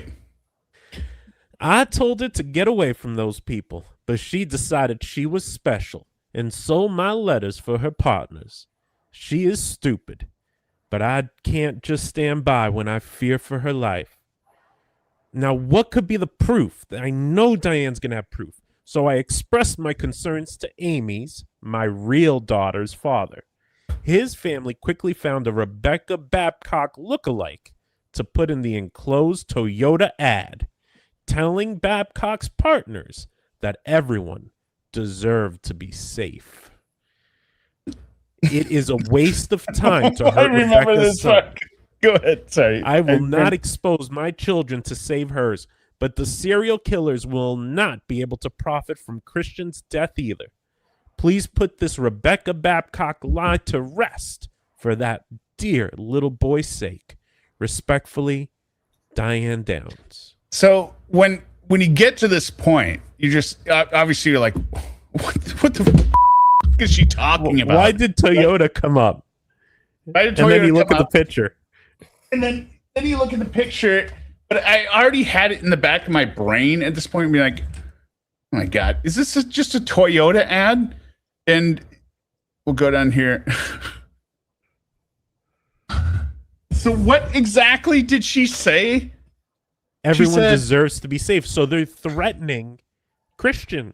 No, but she's saying that this is Rebecca Babcock's last kid lookalike. No, this is the lookalike of Rebecca Babcock through a magazine telling her to be everyone deserves to be safe. But it was set up by Amy's real father. Like, so that he went out and did the ad campaign for it. They Amy's real father, reached out to Toyota and said, hey, we're going to run an ad campaign for you. Saying everyone needs to be safe. Shit, stupid chair. Everyone deserves to be safe. And we need you to hire this specific actress that looks like our daughter. It's genius, really. No, it looks like the imposter because Rebecca Babcock is the imposter, right? So, it's an imposter of an imposter. No, they're saying this is how they're contacting Rebecca Babcock and by Diane. Hiring a lookalike of her to be in a Toyota magazine ad. Yes, saying everyone deserves to be safe, which Rebecca Babcock will obviously see it and go, "Oh, I get it. That actress looks like me." This is incredible Diane, stuff. Yeah. Do you want to have a lobotomy, Diane? You sound so insane in these letters. Do you want to go to a mental hospital?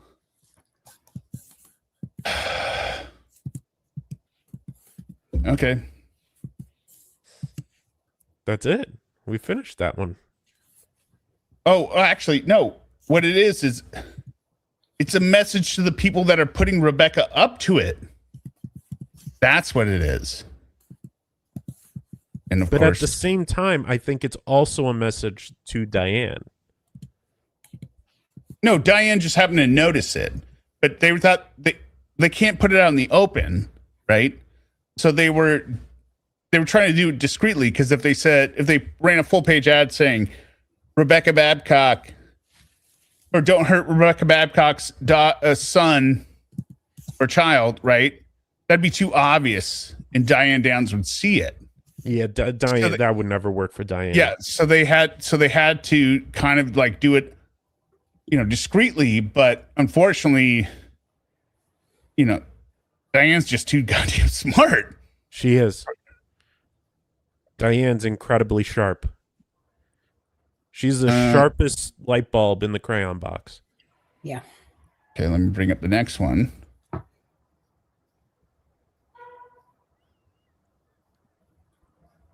StreamYard doesn't like that.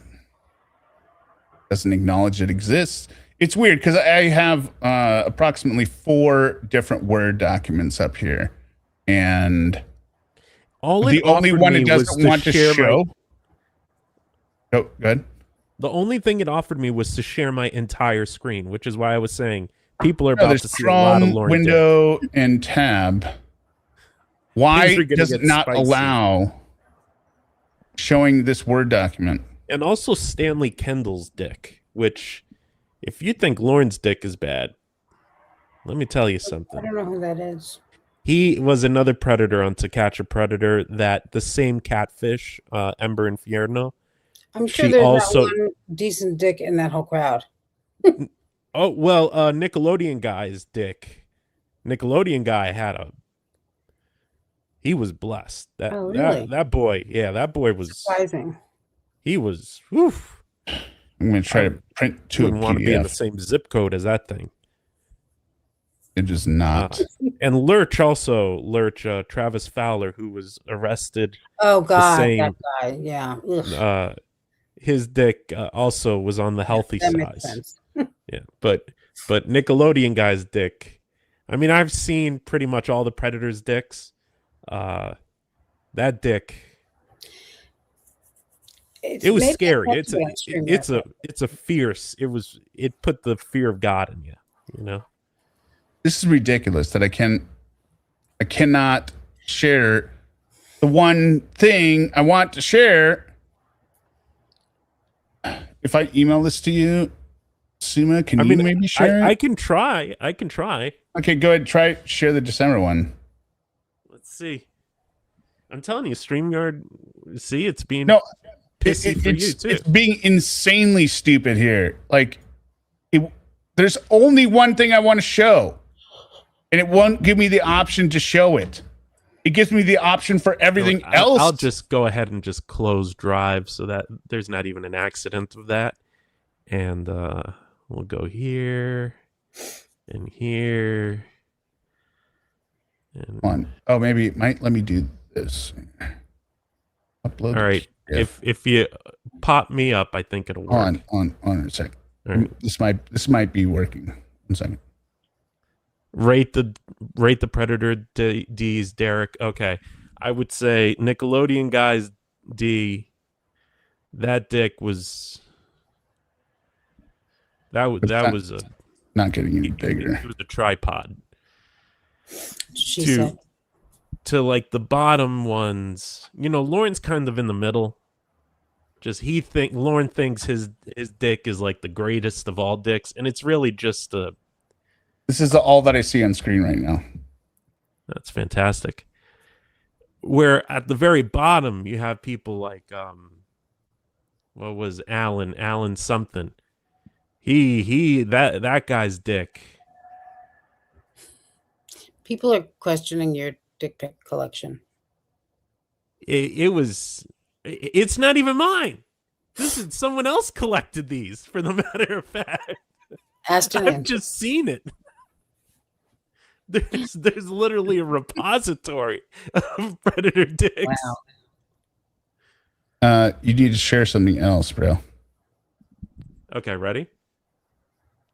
Did that work? You only shared one thing. God dang it.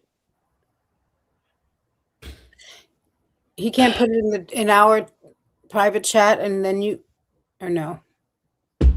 I can try and no, that it doesn't send files. Okay. Oh, right? It's a file. I see. How about this? How about now? How about now? Yeah. Can you zoom in? Yes. Your info isn't on the screen, right? God, I hope not.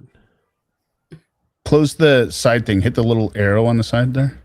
See, it's like an arrow where above document data. No, I don't see that. Look on the left side. It says documents, document tabs or something. There's an arrow above it. Far left. Far left. Go all the way left. Now go down. These down. There. Click that. Now zoom in. Happy now? Now zoom in. Zoom in more.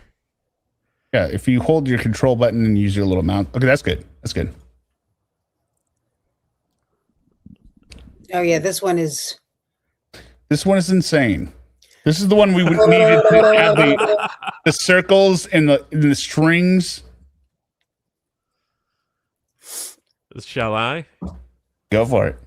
December 3rd, or do you want me to read it? No, I'm fine. If somebody, Suma, can you take notes while we're doing this? Like, take notes of what? Of who all these people are, because it makes no sense. And I can't change the tab, so I can't even see you two. I have no idea what's going on. Oh, really? Oh, that sucks. Yeah. Oh, well, you can use your phone. You're not on your phone. I'm about to log on to my phone. Yeah. I'll take notes. You want me to write down who these people are? It's working now. It's working now, I think. Yours is working? Just the sentence, she and her friends even stole the man's fish. Okay, so I stopped. Okay. It's not working. But there's something on the screen. It's very small. You can hardly see it. I could read it still on mine. Well, but come on. Remember to like and subscribe. Yeah, remember to like and subscribe for this shitty ass stream. If you want to see a dude wearing a gray wig and looking like an emo kid from the early 2000s. Yeah, it's very cosplay, that wig. Isn't it? Look at his face. I know. He's such a handsome woman. I like it's like you just saw. I got it. It was like I just saw it. Wait, I want this side to close. Why won't it close? Whatever. It's not going any higher. So this is stupid. It's not even. There's nothing wrong with it. No, it's not updating. I'm scrolling on the screen. It's not doing anything. Like it must be a different one. Yeah. Okay, it's a different one. Hold on a sec. Well, this is it moving now? Yeah, it's moving. Okay. December 3rd, 2010, in reference to Rebecca Babcock, Oprah show. Honorable members of the board. Ton Nation, no matter how genuine my desire to let sleeping dogs lie, what am I to do when I am constantly reduced to being the dog's breakfast? I can forgive 70 times 7. My family can forgive 70 times 7. But enough is enough already. In 2001, a girl claiming to be the daughter of Chick Iverson emptied a $10 million mansion of every item that was not nailed down and sent it to Bend, Oregon. She and her friends even stole the man's fish, 19 koi, shortly after the furniture was hauled away, Danny DeRosier, who drove one of the moving vans, began saying he needed to go to the police to confess. I'm playing, by the way, I'm playing some music in the background, so if it muffles Derek, tell me. Bad. In November 2001, his wife, Sherry, shot him dead, for which she received a life sentence. This story was told to me in 2005 by Sherry DeRosier upon her return from court, where her life sentence was revoked and she was given 18 years. And the authorities were given information and the coy.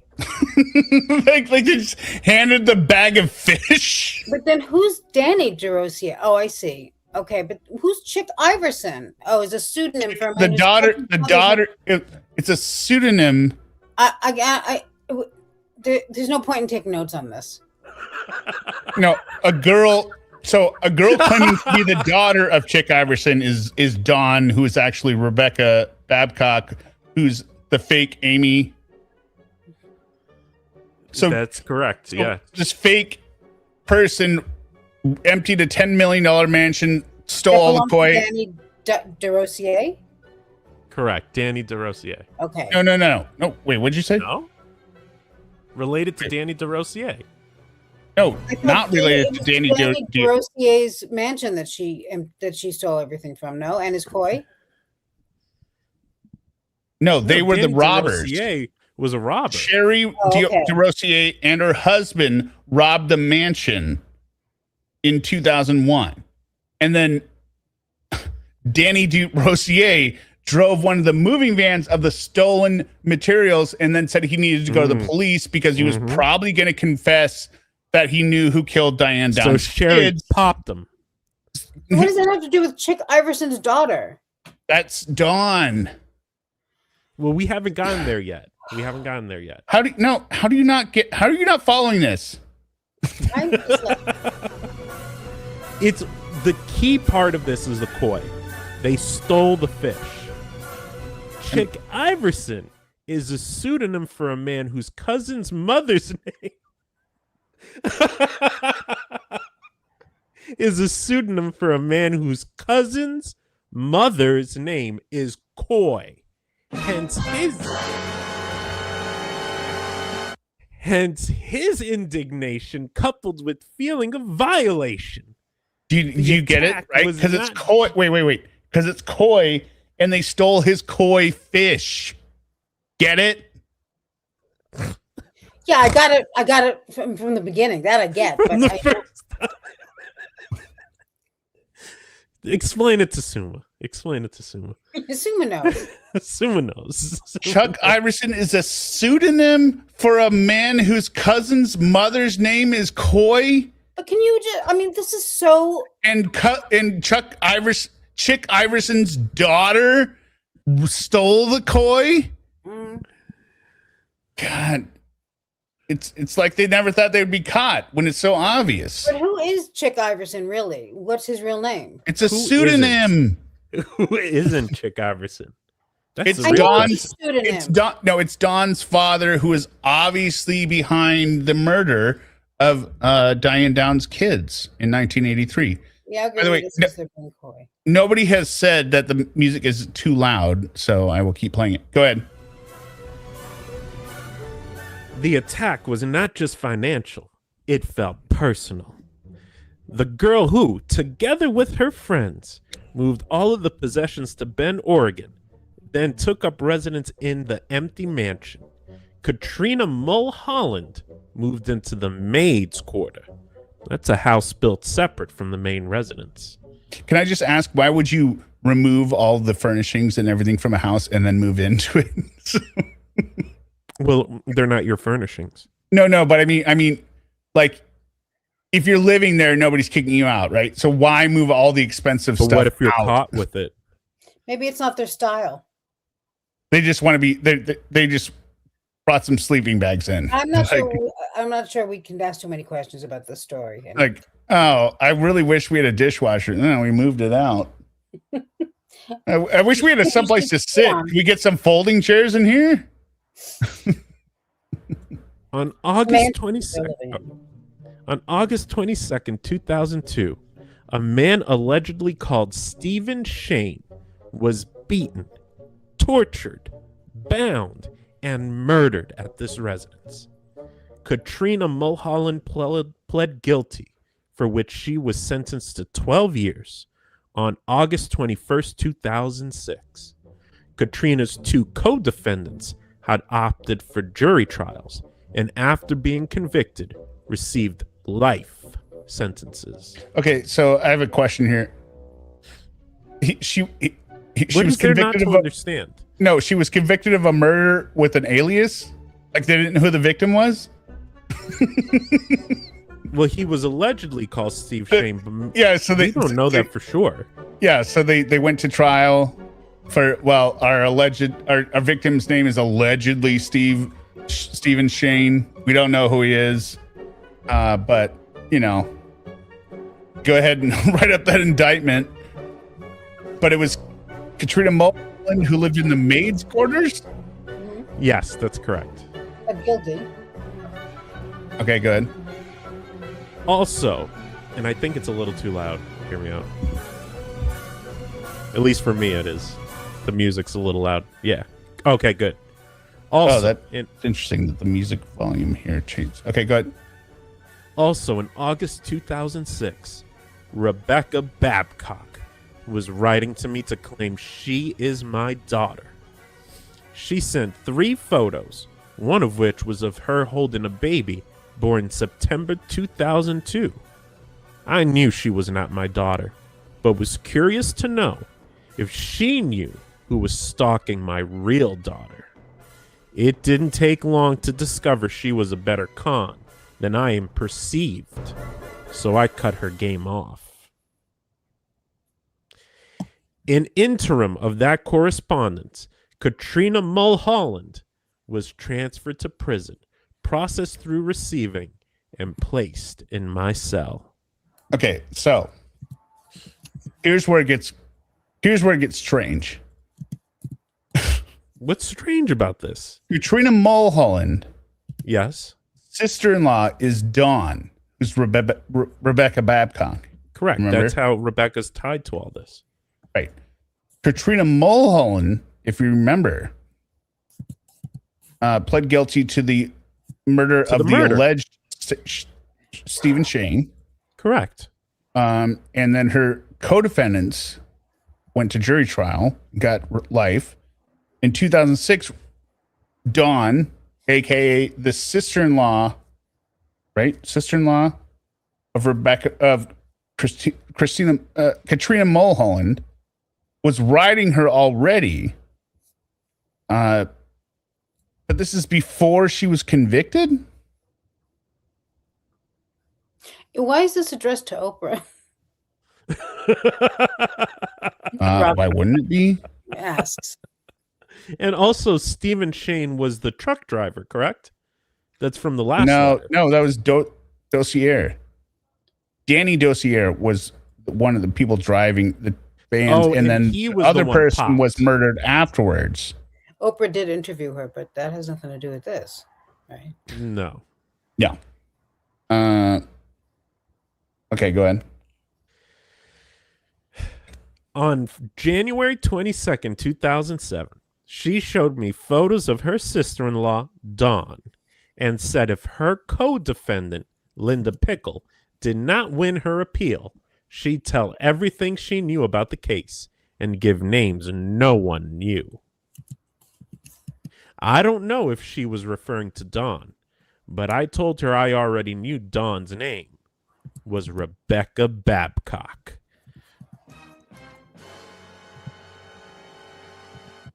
So if that was her big news, Babcock beat her to it by sending me the photos first. So I really don't understand this. Like, no? What is this plot? I mean, a minute ago you're telling me. Oh, okay, I get it. I get it.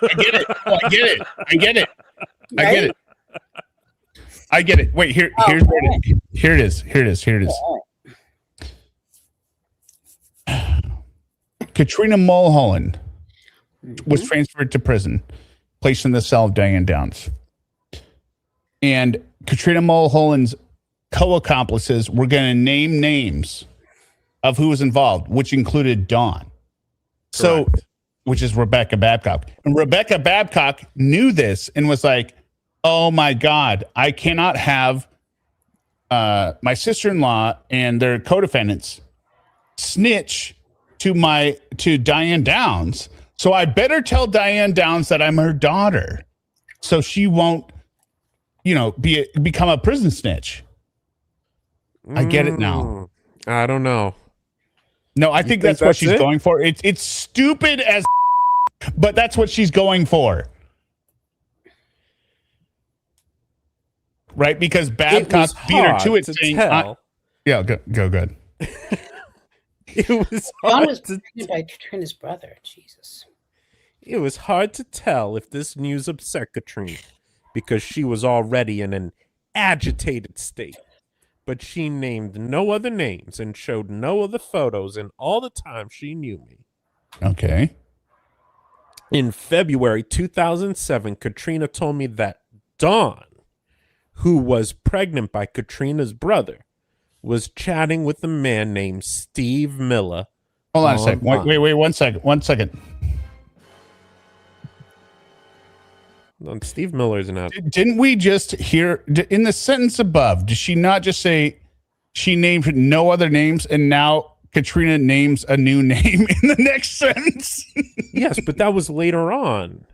Yeah, but she was in all the time. She named no other names in all the time she knew me, and then next sentence she told me a new name.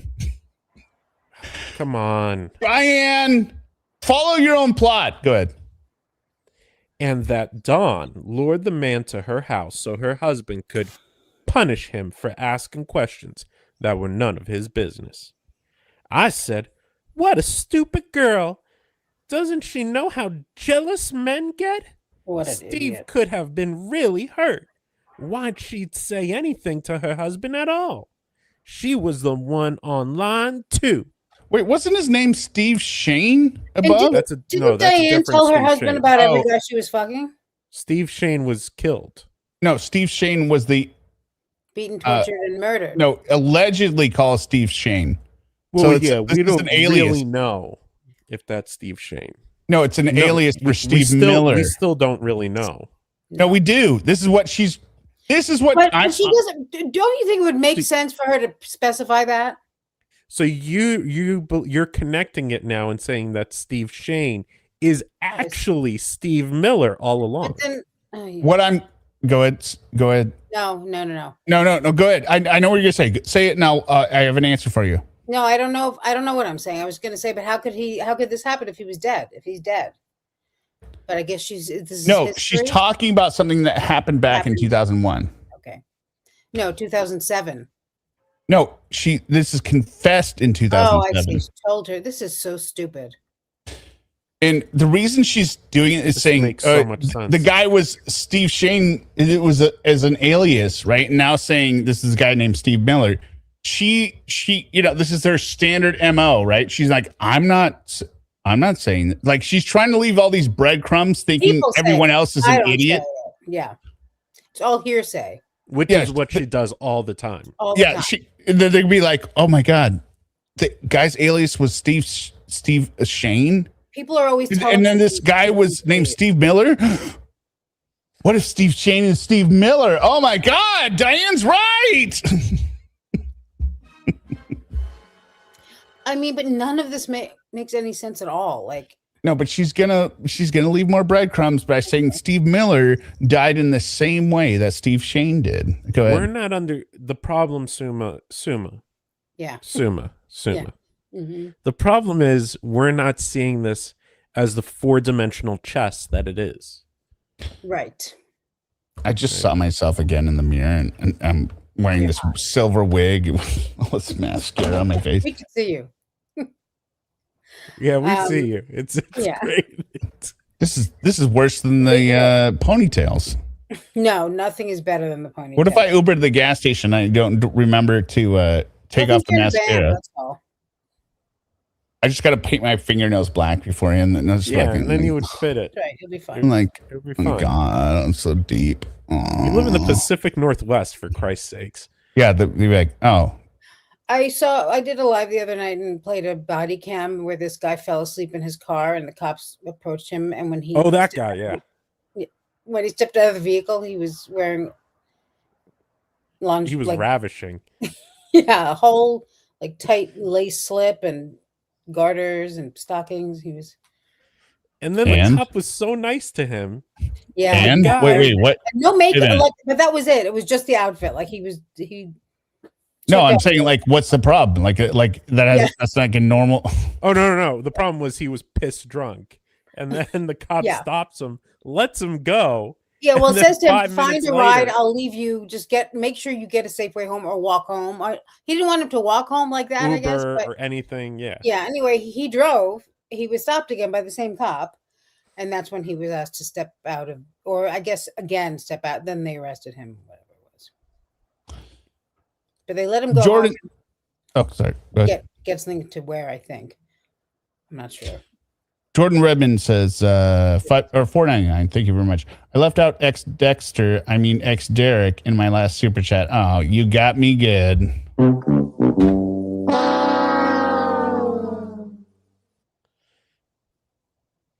Katrina said she knew what she was doing. She manipulated the whole thing. She lured him and got off on knowing she has that kind of power over all our lives. I said, what? You don't mean this Steve Miller really came to her house? Katrina said, I just told you he did. I asked, what happened? Katrina said, I don't want to talk about it. For somebody that doesn't remember stuff verbatim, she's really narrating this like it is a first person encounter recall. Good. And just that fast, the door was closed. I didn't get another glimpse into that world until March 5th, 2007. When this is what, a month later? Okay. Yes, okay. So from February 2007. Yeah. From February to March. I didn't get another glimpse till a month later. Go ahead. When Katrina asked me to read her sister's appellate brief and write a post-conviction appeal petition for her. That's the most unbelievable part of this, by the way. That someone would want her to read something and write an appeal petition. Yeah. Well, but is their sister at this point Dawn? Because Dawn's her sister-in-law. Now she's saying her sister. So is this another person we don't know? No, I think that's another person. Is this one of her co-defendants? Why did she mention there was a sister above? This is just another person. I'm shocked she was convicted of murder with all her ability to keep. Go ahead. All of this is a matter of public record. You can go online to read it all for yourselves. The singular issue I want to deal with here is the fact that an 8-month-old pregnant woman on August 22nd, 2002, ordered Katrina and her co-defendants to take Stephen Shane away from the house, after which he was shot and his body dumped. But the evidence is that he was beaten and tortured before he left the house. No, wait, hold on. Diane, you've not introduced this before here because you talked about Stephen Miller before this. How? Okay, I get it. She's thinking Stephen Miller is Steve Shane. I know she's assuming we're not going to make the conclusion that Stephen Miller was Stephen Shane, so she's just going to put this in there like any good writer, so that we know this. And then, so it was Dawn who ordered this killing, right? That's correct. Yes. Dawn, who is Rebecca Babcock, who is falsely impersonating Diane Downs' daughter. Amy, yes. All right. Okay. Following. Got it. Note. Belle, you're not the only one. Don't worry. None of us get it. Yeah. You don't get. How could people not get? This is so clear. It's like glad she's crystal bringing glass. Natalie Holloway into this. Well, why wouldn't you? Yeah, no, she should, obviously. Wait. You act like bringing Natalie Holloway into the story makes it sound crazy. Yeah, no. I think it grounds the story. It's like, oh, yeah, I there's remember a real person that she brings up. I remember Natalie Holloway. Oh my, this goes that deep? Yes, of course it goes that deep. Come on. And John Benet Ramsey. Wait, but this is 2020. Wasn't Jordan Vandersloot already caught by this point? He had already been arrested in Brazil and for the murder of Natalie Holloway. I remember the reason I remember that is because I was in the stores, I believe, in car toys, which would have been well before 2020. Was this 2020? The letter. This letter is 2020. By 2020, yes.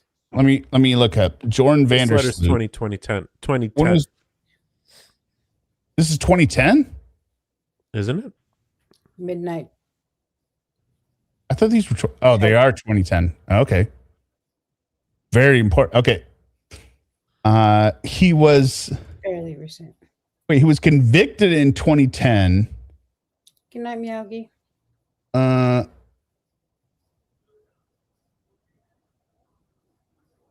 So this is December 2010. He had already been picked up and convicted of murder. And convicted of murder.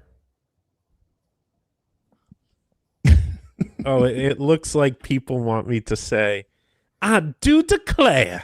Yeah, it is really a foghorn leghorn type deal here. See, I was thinking more Gone with the Wind.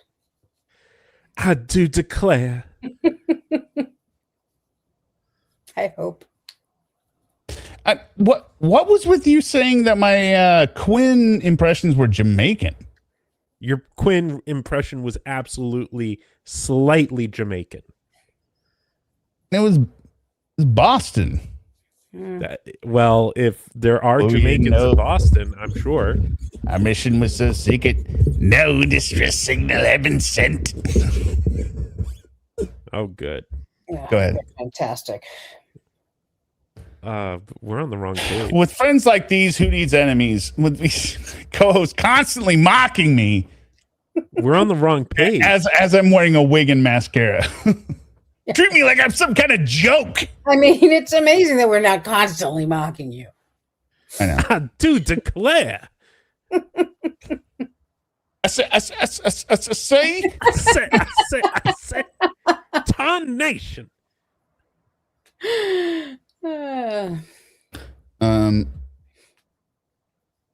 Is this it?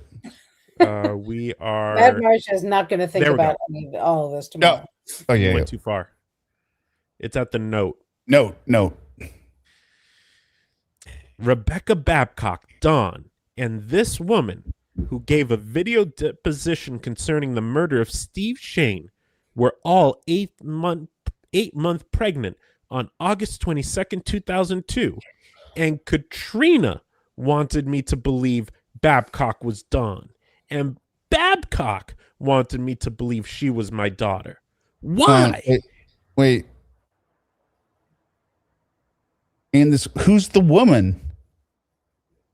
Rebecca Babcock, Dawn, and this woman, right? Who gave the video making deposition. The connection, saying that Dawn/Rebecca Babcock is the woman who gave the video deposition. No. You say is the woman, not and this woman. No, but she doesn't want to be that direct. She doesn't want to say that. She wants to insinuate. Okay. She's saying Rebecca Babcock, Dawn, and this woman who gave a video deposition of just happened to the murder of be Steve Shane 8 were months all pregnant. 8 months pregnant on 8/22. So therefore, they are all the same person. Exactly. Every person who was pregnant, 8 months pregnant on August of 2002, are the same person around the world. That's a fact. Yeah. Yeah. So every baby born in March to October of 2002 is actually the same baby. Oh It's my incredible. God. Oh my God. Tabby I feel says, like I feel like I'm looking at the Matrix code right now. Like I'm just seeing it all. she really sent this letter to a real person. I can't imagine anyone reading this and thinking anything. She- that this woman said. She didn't send it the to a real parole person. board. She sent it to the parole board. I know. But I mean, when you step back and think about that, it's like, wow. They're probably fighting over who gets to be in that, parole hearing. Furthermore, I'm attaching a photo of a woman who looks enough like Rebecca Babcock to be her sister, or at least half sister, Oh my Mally God. Tucker. Oh wow. Is that the one with the Toyota thing? So no. No, Here's I the think it's in connection. this next picture. Mallory Tucker looks close enough to Rebecca Babcock to be her half sister. And who is her friend? Who is Mallory Tucker's friend? Chris Tucker? Natalie Holloway. Oh, man. I like yours better, Nick Derek. All right, go ahead.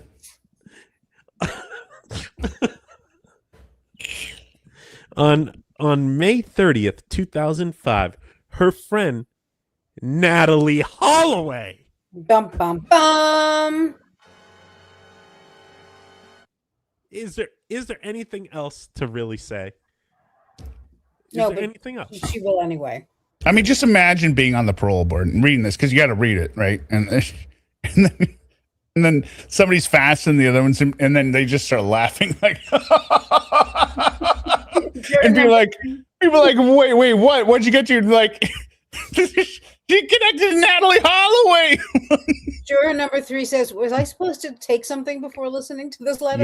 Yes, preferably yes. Luminessa Von B, $5. Ex Derek, we've taken up a collection to ask you to say "I do declare" in Diane Downs' voice, please. I do declare. But no, you got to stutter. I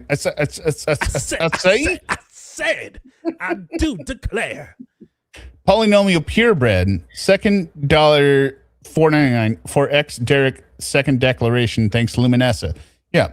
Well, unfortunately, declare. I can't control my co-hosts.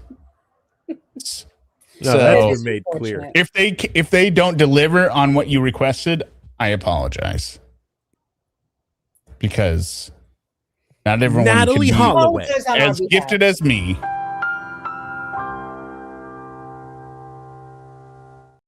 Natalie Holloway was murdered in Aruba. There are 6.75 billion people on this planet. What are the odds that 2 violent murders, born of luring and kidnap, would be connected to 2 look-alike women who both subsequently sell their stories to the Jane magazine within 2 months of each other? Now, the way she phrases this sentence is that the murderers were born of luring and kidnapping. So No. The murders are, not the murderers. Oh. Yeah, you're right. Right.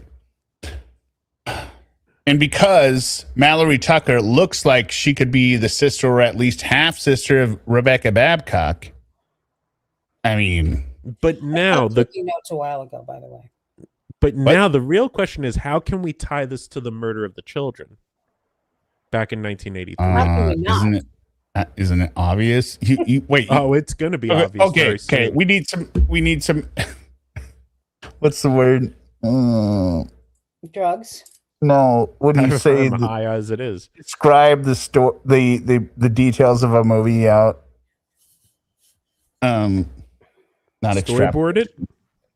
No, not extrapolation. Maybe it is Storyboard it. extrapolation. The dialogue that's stupid, being like, "Don't you see that this person did the murder?" Like you're explaining for the stupid audiences, right? It starts with an E. What's the word? Somebody help me. Not trailer, not sleep. No. You describe what's happening to the audience because the audience is too stupid. Ejaculate. No. Oh my God. Oh my God. Epilogue? Not Exposition. exposition. That's the word. Exposition. That's it. This is all exposition. I like X Derek's better.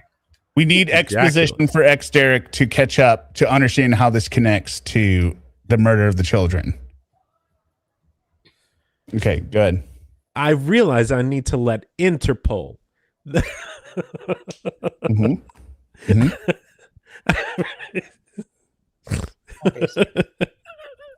I realize I need to let Interpol, the FBI, and San Bernardino County, California, handle this.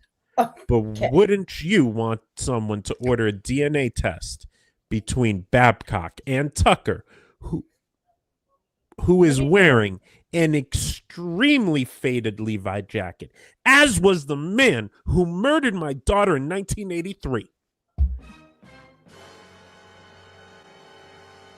All right, so what she's saying very clearly, Rebecca Babcock murdered Steve Shane. Spit some facts. Murdered Steve Shane, a.k.a. Steve Miller, because of this mansion heist, right? And her half-sister, if not twin sister, is Melanie Tucker, Maylee Tucker. Mm-hmm. She's wearing an extremely faded Levi jacket. Who is related to Natalie Holloway? No, I thought friends were. No. Mallie Tucker is Natalie Holloway's best friend. And Mallory Tucker is wearing an extremely faded Levi's jacket, which the killer of Diane Downs' children was wearing. And therefore, it's probable that the killer of Diane Downs' children passed this extremely faded Levi's jackets down to his daughter, his offspring, being like, hey, and then she's wearing it because he went out for cigarettes and never came back. And I always love that. I always love that plot device and stories. Like, he went out for cigarettes and he never came back. I was once on a date and I actually climbed through a window in the bathroom of the place and never came back. Oh, good. Yeah. But did you say you were going out for cigarettes? No, I said I was going to go use the ladies' room. I didn't know. I didn't know there was going to be a window in there that I could actually go through. It was, be honest, it was glass block. You had to bust it out, and you. Glass block. I wish. It happened to be a very easy. It was not in the city. It was a very easy situation. Like, anyone could have done that, but not anyone would have, because not everyone was on the date I was on. Well, maybe Diane Downs was. Maybe, probably. You should have said, maybe you'll get some cigarettes a sec, and then left through the bathroom, and it'd be even funnier. Right? Yeah, she just do it again. Back. Go back to this person. She never came back. Yeah. She went out to get cigarettes in the bathroom. She never came back. My best friend did the cigarettes thing, but that's easy. Okay, but do you understand now? Now the connection, right? Of course. Oh, this is faded Levi jacket. Tucker's wearing the faded Levi jacket. Mallory Tucker was friends with Natalie Holloway, who was murdered in Aruba, who'd be the sister or half-sister of Rebecca Babcock. Both of these two violent murders born of luring and kidnap, because Rebecca Babcock was involved with the murder of Steve Shane / Steve Miller, who was found beaten and tortured. Because of the orders of Rebecca Babcock. Yes. And Katrina Mulholland was tied into it all. Yep. And now here's the linchpin. Wouldn't you want someone to seize that jacket and luminol it for blood spatter and test it for my real children's DNA?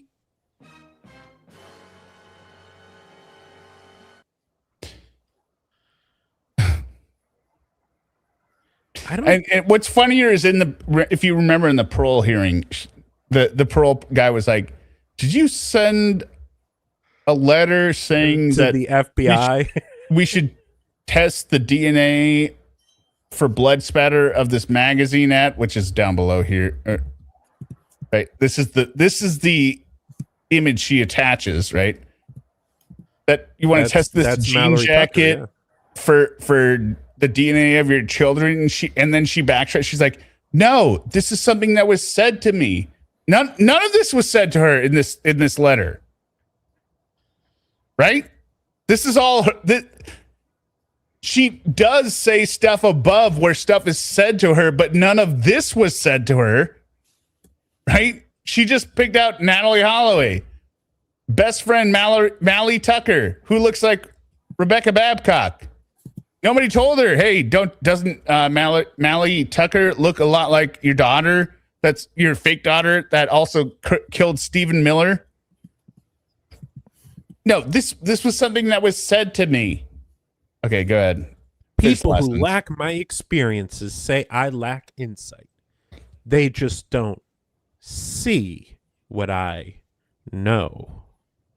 Please end this. Sincerely, Diane Downs. And I'm not sure what. Please end what? I would like them to end it too. No, Oh, you don't like being here? No, not this. I love. Oh, being bye, here. Suma. Bye, Suma. Yeah, I'm waiting. Yeah, No. me too. No, didn't mean here. I love being here. I meant I would like. Look at his eyes. Oh, Oh, weirdest feeling. now I'm so sad. But He's like a puppy. I know I feel so bad, but I didn't even mean that.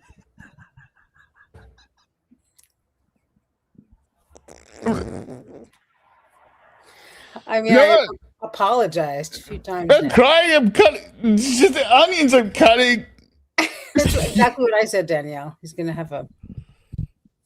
Oh, Robin said it to Danielle. You're a beauty influencer now. There's nothing in this that is the last letter said, I don't want Rebecca Babcock's kids to be killed. Right? We need to put this out. We need to stop this danger, right? There's nothing in this letter that is she is called for, you need to stop this. It is all just bullshit on a page. It's literally weird on a page. And she says, please end this at the end. And you sent this to the parole board. You think you're getting out ever after this? I mean, hi, Carolina. This is insanity. So if we look at this picture, it says page 306, glamour.com, October 2010. Is this girl Babcock's half sister? I mean, who cares? What is she 1986? Do we know what Babcock looks like even? By the way? She has dark brown hair. These are two blondes. Like, well, no, actually, we do know. Remember the other one that we had the Rebecca Babcock lookalike for the Toyota ad? Oh, we don't know that really looks like her. But none of them look according like to Diane, it does. Rebecca Babcock. Yeah, I don't know what the actual Rebecca Babcock. I mean, these are all like very, like. No, but according to Diane's own statements, they do. Right. Right. So let me just bring this up here and see if this can. We'll go back and look here if this works this time. Probably not. Not the way StreamYard's been going today. I don't even know how she comes up with that. It's not working again.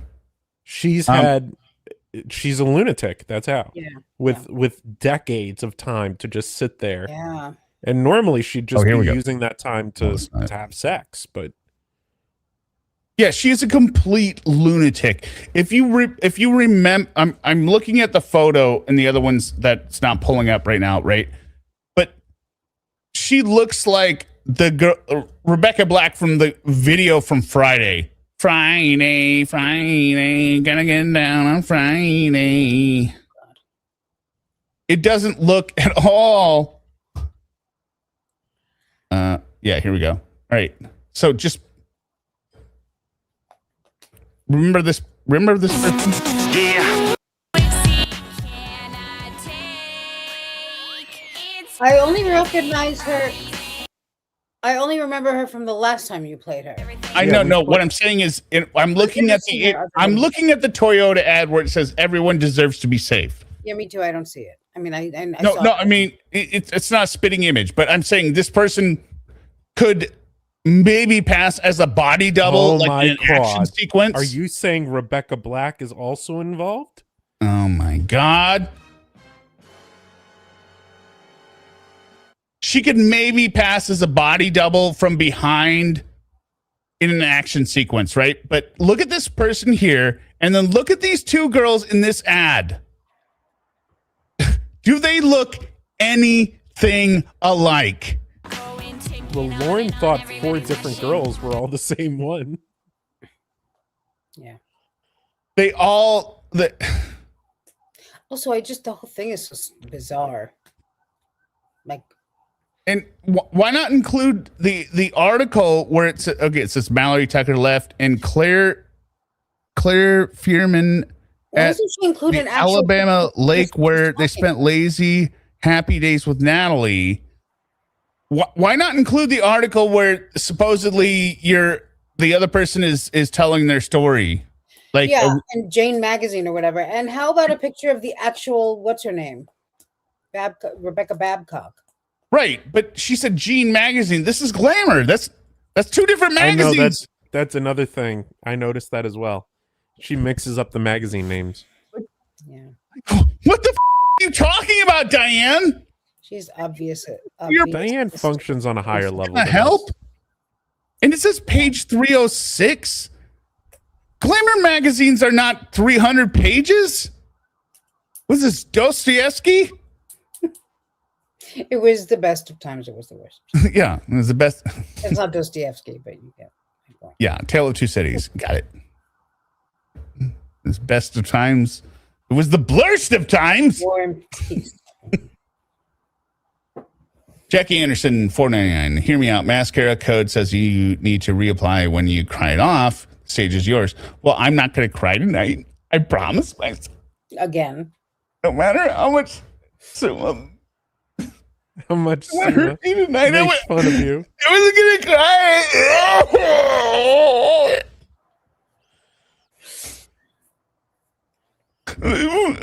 cry. I'm just hearing Lauren crying in my head right now.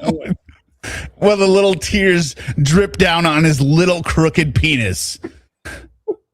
Fletcher boy, how could they convict Diane? She's obviously innocent.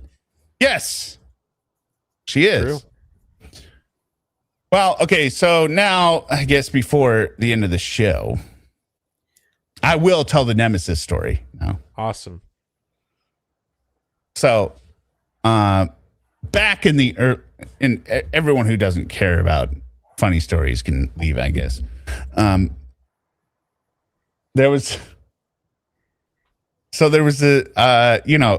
there's a period at the end of my junior year in Michigan when I had finished my I cannot stop looking at myself.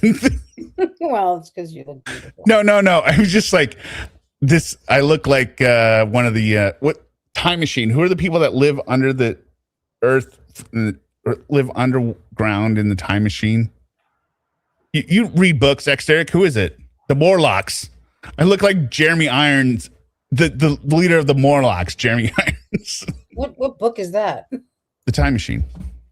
By Wells? Yeah.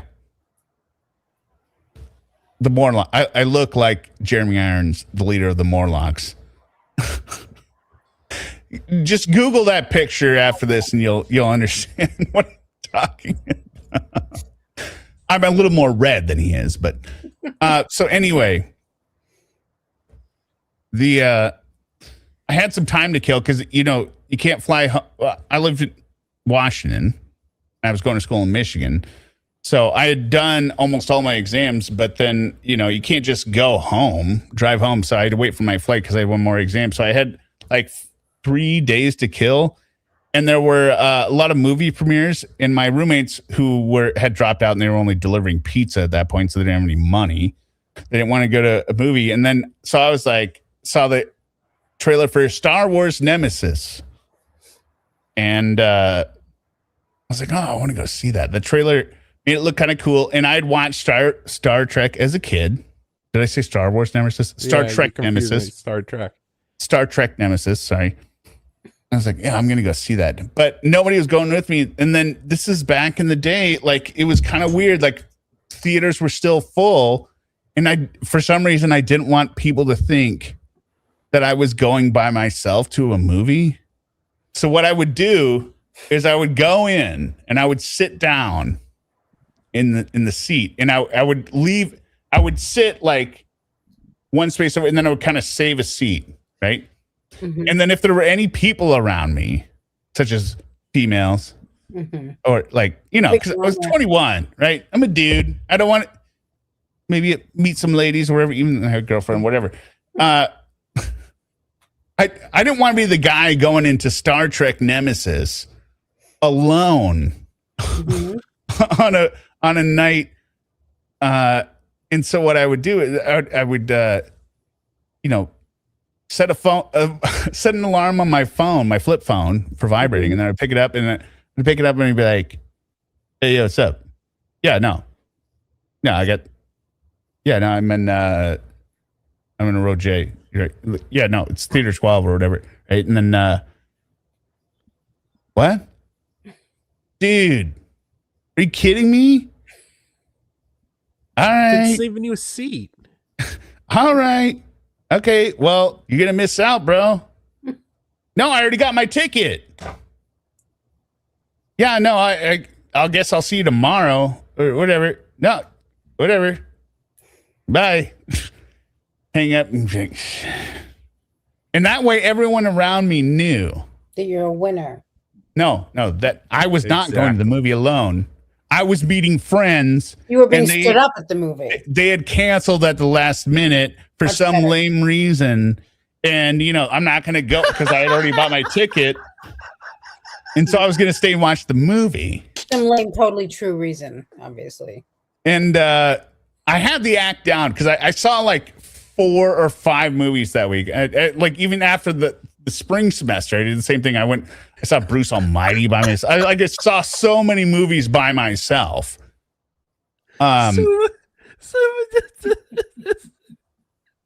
What? Look at your phone.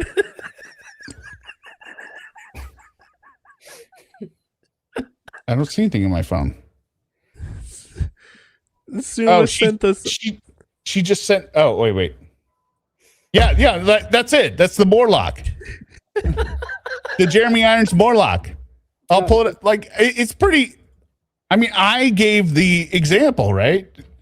Yeah, that's why I looked it up. Let me pull it up for the people that like. Oh, you can see it on screen now. Wait. Yeah, it just my background was cleared too, but yeah, the Jeremy Irons Morlock. Right. Mm-hmm. But yeah, that's what I did, and but then at the I was watching Star Trek Nemesis, and then at the end, Data says a lot. I mean, it's a Star Trek movie. It's nerd, right? But Star Trek. This all came about because I was watching Star Trek Nemesis on a pirate site last night. Any women have ever seen that movie, so I mean, there were not many people. I probably did not need to do the skit because there was almost no one there. But practice. It was practice. It was funny because I hadn't watched Star Wars in years at that point, right? I think the last time I had seen a Star Wars movie was maybe like 3 weeks earlier, and it's a joke. Yeah, I know. It's funny. But anyway, there's a scene at the end where Data's there, and he puts the temporary one-time transporter badge on Picard, and before Picard could say anything, Data hits it and beams him off the ship back to the Enterprise before the ship that they're on is destroyed. And right after he does it, he says, "Goodbye." And the ship blows up and Data's dead. And I'm just sitting there like, what? Data's dead? The android? And it was surprisingly sad for me, I was just like, what? Why are more people not here? But anyway, so that was a embarrassing story of my past. So we're gonna come up with this will be a series. I've got plenty of them. Not that tonight hasn't been its own embarrassing story. Enough. I like this new look. This I'm gonna replace. I'm gonna so put on handsome. the thumbnail. I'm gonna just put very Jeremy mature, Irons you know? warlock looking It's face getting mature now.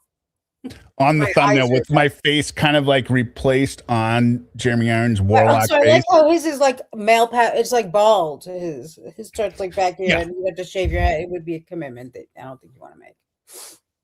Yeah. Well, another true story. I rented time machine when I flew back for my freshman year with the DVD from the airport. Rented the DVD, and I couldn't time the thing. So then I thought the flight was going to be like 5 hours. So I watched it, and then it took off, and then it was 40 minutes, and I was like, or an hour in, I was like, oh, I better start it over because I got to kill time or whatever. Watch the thing again, and then before I knew it, we were landing. And there was still half an hour left. And I was like, oh, my God, I got to see the fucking end of this movie. And I didn't see it. So I missed out watching it Did that start out twice. with you having a time machine? What?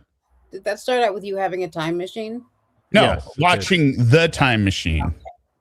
And, Orlando Jones was in it as the digital librarian. Excuse me. Your eyes are hypnotizing. Thank It's you. like looking into a cobra's eyes. Yeah. He's talking about me, honey.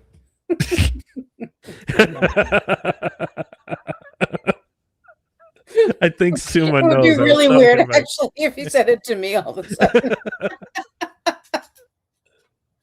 Like, Eric just turns into like this really like. Listen, Queen, I got this. Boy knows what he likes. I was walking to work once, and I passed this man who I just, he's like an older, very tall black guy, and I was wearing three Okay, hold on. thin belts of a Oh, different no. color. Wait.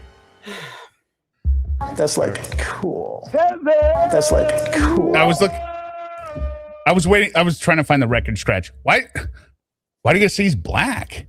Whoa. Let's What see what decade cook. is this? I don't see color, so I'm not sure he was black. That's true. He And might have been white. yeah, who knows? He could have been transparent for all I know. I I don't don't know. even see people. Anyway, he was like, "Are you wearing three belts attached to each other, wrapped around your waist?" And I said, "Yes." And he said, "Amazing." Hell yeah. Yeah. And then he Made went, my entire day now. and then he just like went back and forth. Like his shoulders went all the way back at that moment. And then he said, "Yes, Queen." Mhm. That's one of my favorite things on True Crime Loser does the Sarah Boone interrogation, and he has something where I don't know. She said something. Now I don't remember what it was in the interrogation when she's like, Yeah. yeah, and he's like she's like, what does she think that like the detectives are going to be like? Yes, Queen. Oh yeah, give him 5 minutes. Yeah, that was it. Yeah. Give him 5 minutes. Like the detectives are going to be like, yes, Queen. Give him 5 minutes. Like she's going out for a high five. Like, Yeah, I give him 5 minutes. Yeah. You're not going with me on this? No. Okay. 5 minutes for what? Oh, Yes. you're not going to go with me on it? Okay. I don't know. All right. Last thing. This ties into Abercrombie. Oh, good. Remember, I was talking about how weird it was in the store, right? Mhm. But the weirder part was the soundtrack that we had to listen to. I bet. And it probably will cause the live chat to be Then don't do it. because I will have to cut this out. But I think it's worth it. So what I'm in an Abercrombie store, basically, being served up as a sex symbol, Eye candy. Yeah. eye we know. candy, Mhm. right? And here we go. they would have these soundtracks. And there were about 22 songs. 22 songs. It would last about 2 hours. So your shift is 8 hours. So you're hearing these songs 4 or 5 times a night, right? And then you get to kind of know them. And then you hear these different songs, and then you're just like, where am I working? And one of the songs I remember from December of 2001 was this song called Flawless by, you won't believe this. This is going to shock you. Mm-hmm. The lead singer is a drag queen. Okay. This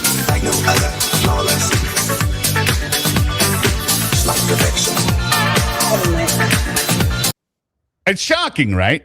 Like, I mean, this is the most heterosexual song I've ever heard, and I was dancing along, and then I, afterwards, it's like, wait a minute, because this is back in the. Here he is in the center. Watch this. Absolutely flawless, like perfection. Like no other, flawless. Yeah. So I mean, it was kind of weird. Mm-hmm. That's a powerful song. I'm glad you played that and they completely bombed your stream for that. But then the next song in the mix would be, what's the bum bum bum bum bum bum bum. What's going boom boom boom. Hey, yeah. I said, grab your things, I'm gonna take you home. Gabriel. Yeah. Like that would be the next song in the mix. It was just so weird.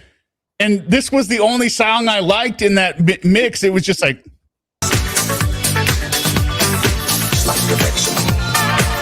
And then eventually, like by the third, I was like, I don't care how gay it sounds. Yeah. All right. Cedric the Entertainer has a really funny thing about that, where he's like hanging out with his friends and all of a sudden they're singing along to, and he's like, since you've been gone. It's like he looks at him and he's like, yeah, they'd be playing it at my job, Yeah. Well, that brings up another funny story. I blew out my stereo to Kelly, what's her name? Clarkson? Kelly Clarkson, Since You Be Gone. I literally melted a speaker, blasting it in my Civic. How would you blast out? Because I had a very powerful stereo and I cranked it. But to Kelly Clarkson? Yeah. No, Since You've Been Gone by Kelly Clarkson. That's not just. Yes, Queen. So I mean, it was weird. Like no other, flawless. Like perfection. And then I wondered if I was being, it was confusing in the store. I bet. It's very confusing. As you're wearing mascara and a wig. Yeah, that was confusing. No, we just had to wear all this weird stuff. It was always out of season. Like it was a 2-month. It was a 2-month season lag, right? So it's end of January. You're wearing the spring collection in Michigan. Yeah, it's like February 1st. There's 12 inches of snow out there, and I'm in board shorts, sandals, in a cutoff tank top. Yeah, going to work and being like, "Yeah, what's up, brah?" It's August. It's 100 degrees outside. Satan's asshole, and we're selling sweaters for the fall collection. It didn't make any sense. I always thought about the kids who would have to, who worked at Hot Topic, and would have to park their dad or mom's car in the parking lot and then walk past wicks and sticks and lids and all that, dressed No, well, fortunately for us, we have HearMeowt is right now. There are employee entrances to a mall. I don't know if malls still exist. Oh, yeah, but I think. Well, I don't know. No, it's just, but it's weird. It's like one of those. It's like a long corridor you'd see in an artsy movie. It's like 100. Well, where they would show somebody running, speeding up, and they'd zoom out with some weird zoom in, zoom out, like a back room. But it's just one door, and then you just walk in there with your flip flops, and then you turn the corner, and there's the Abercrombie. I'm right there. No, I thought the Abercrombie cologne was all right, but Here's the thing though, like I made $5 an hour, but I was required to buy at least 3 current items for the new season, which I could only buy at a discount of like $35. So I had to work for basically, what was it? 35, 70. Well, I mean, you could get maybe some of the cheap, so $75 maybe. So I'm working essentially almost like 3 days just to work there. Just for the privilege. For the privilege of buying the clothes. Yeah. I like the clothes. I mean, back in the day. Yeah, some of the clothes are like, I guess, should I finish up with dressing the mannequins? Oh, you could. I mean, I don't know. Unless that might you're be bored. standalone. You're bored. I assume you're bored. No, I'm not bored. I just think that's really up to you. No, I can cut these up into a standalone. Yeah, I just feel like I dressing wouldn't the say mannequins- blow your wad all at once. You're assuming I have a limited number of embarrassing stories. Yes, No, I am. no, we're not. No. I So assume you're making new ones every day. So the weirdest thing about Abercrombie Yeah, tell us. was how, like, if you walk, and How I'm sure soon? this is like every store, you walk in, everything is planned out. Everything is meticulously laid out. Like, that's the first thing I learned there when I went in there. I didn't know what I was doing. I was like trying to like fold a shirt. I was like, well, I fold the arms like this. And they're like, no.